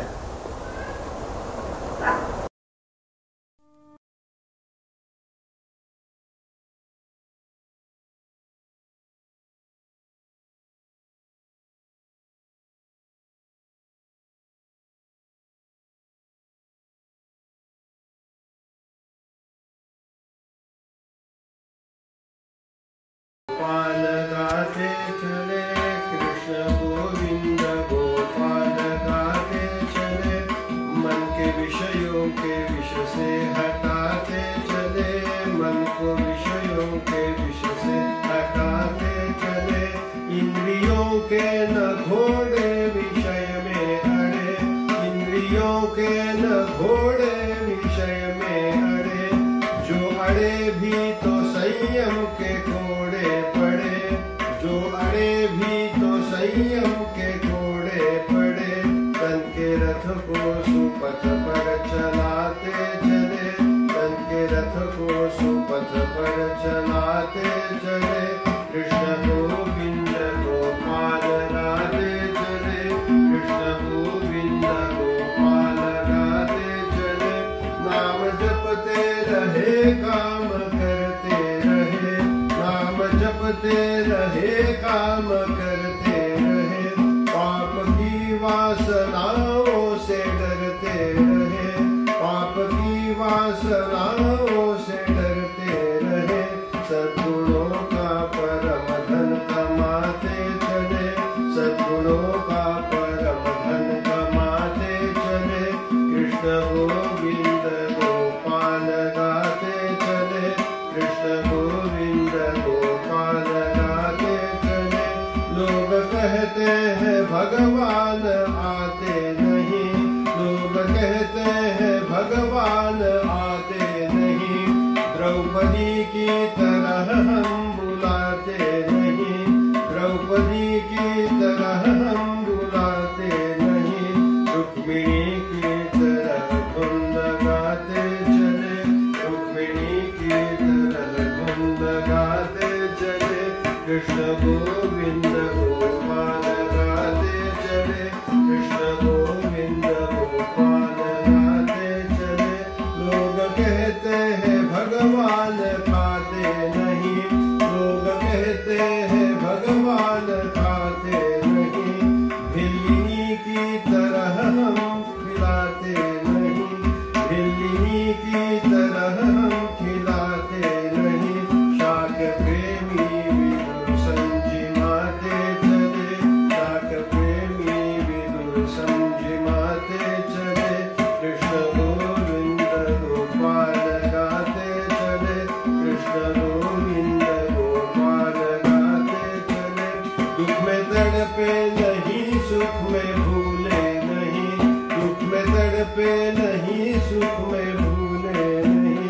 प्राण जाए मगर धर्म भूले नहीं, प्राण जाए मगर धर्म भूले नहीं. धर्म धन का खजाना लुटाते चले, धर्म धन का खजाना लुटाते चले. कृष्ण गोविंद गोपाल गाते चले, कृष्ण गोविंद गोपाल गाते चले. वक्त आएगा ऐसा कभी ना कभी, वक्त आएगा ऐसा कभी ना कभी. हम भी पाएंगे प्रभु को कभी ना कभी, हम भी पाएंगे प्रभु को कभी ना कभी. ऐसा विश्वास दिल में जमाते चले, ऐसा विश्वास दिल में जमाते चले. कृष्ण गोविंद गोपाल गाते चले, कृष्ण गोविंद गोपाल गाते चले. मन को विषयों के विष से हटाते चले, मन को विषयों के विष से हटाते चले. कृष्ण गोविंद गोपाल गाते चले, कृष्ण गोविंद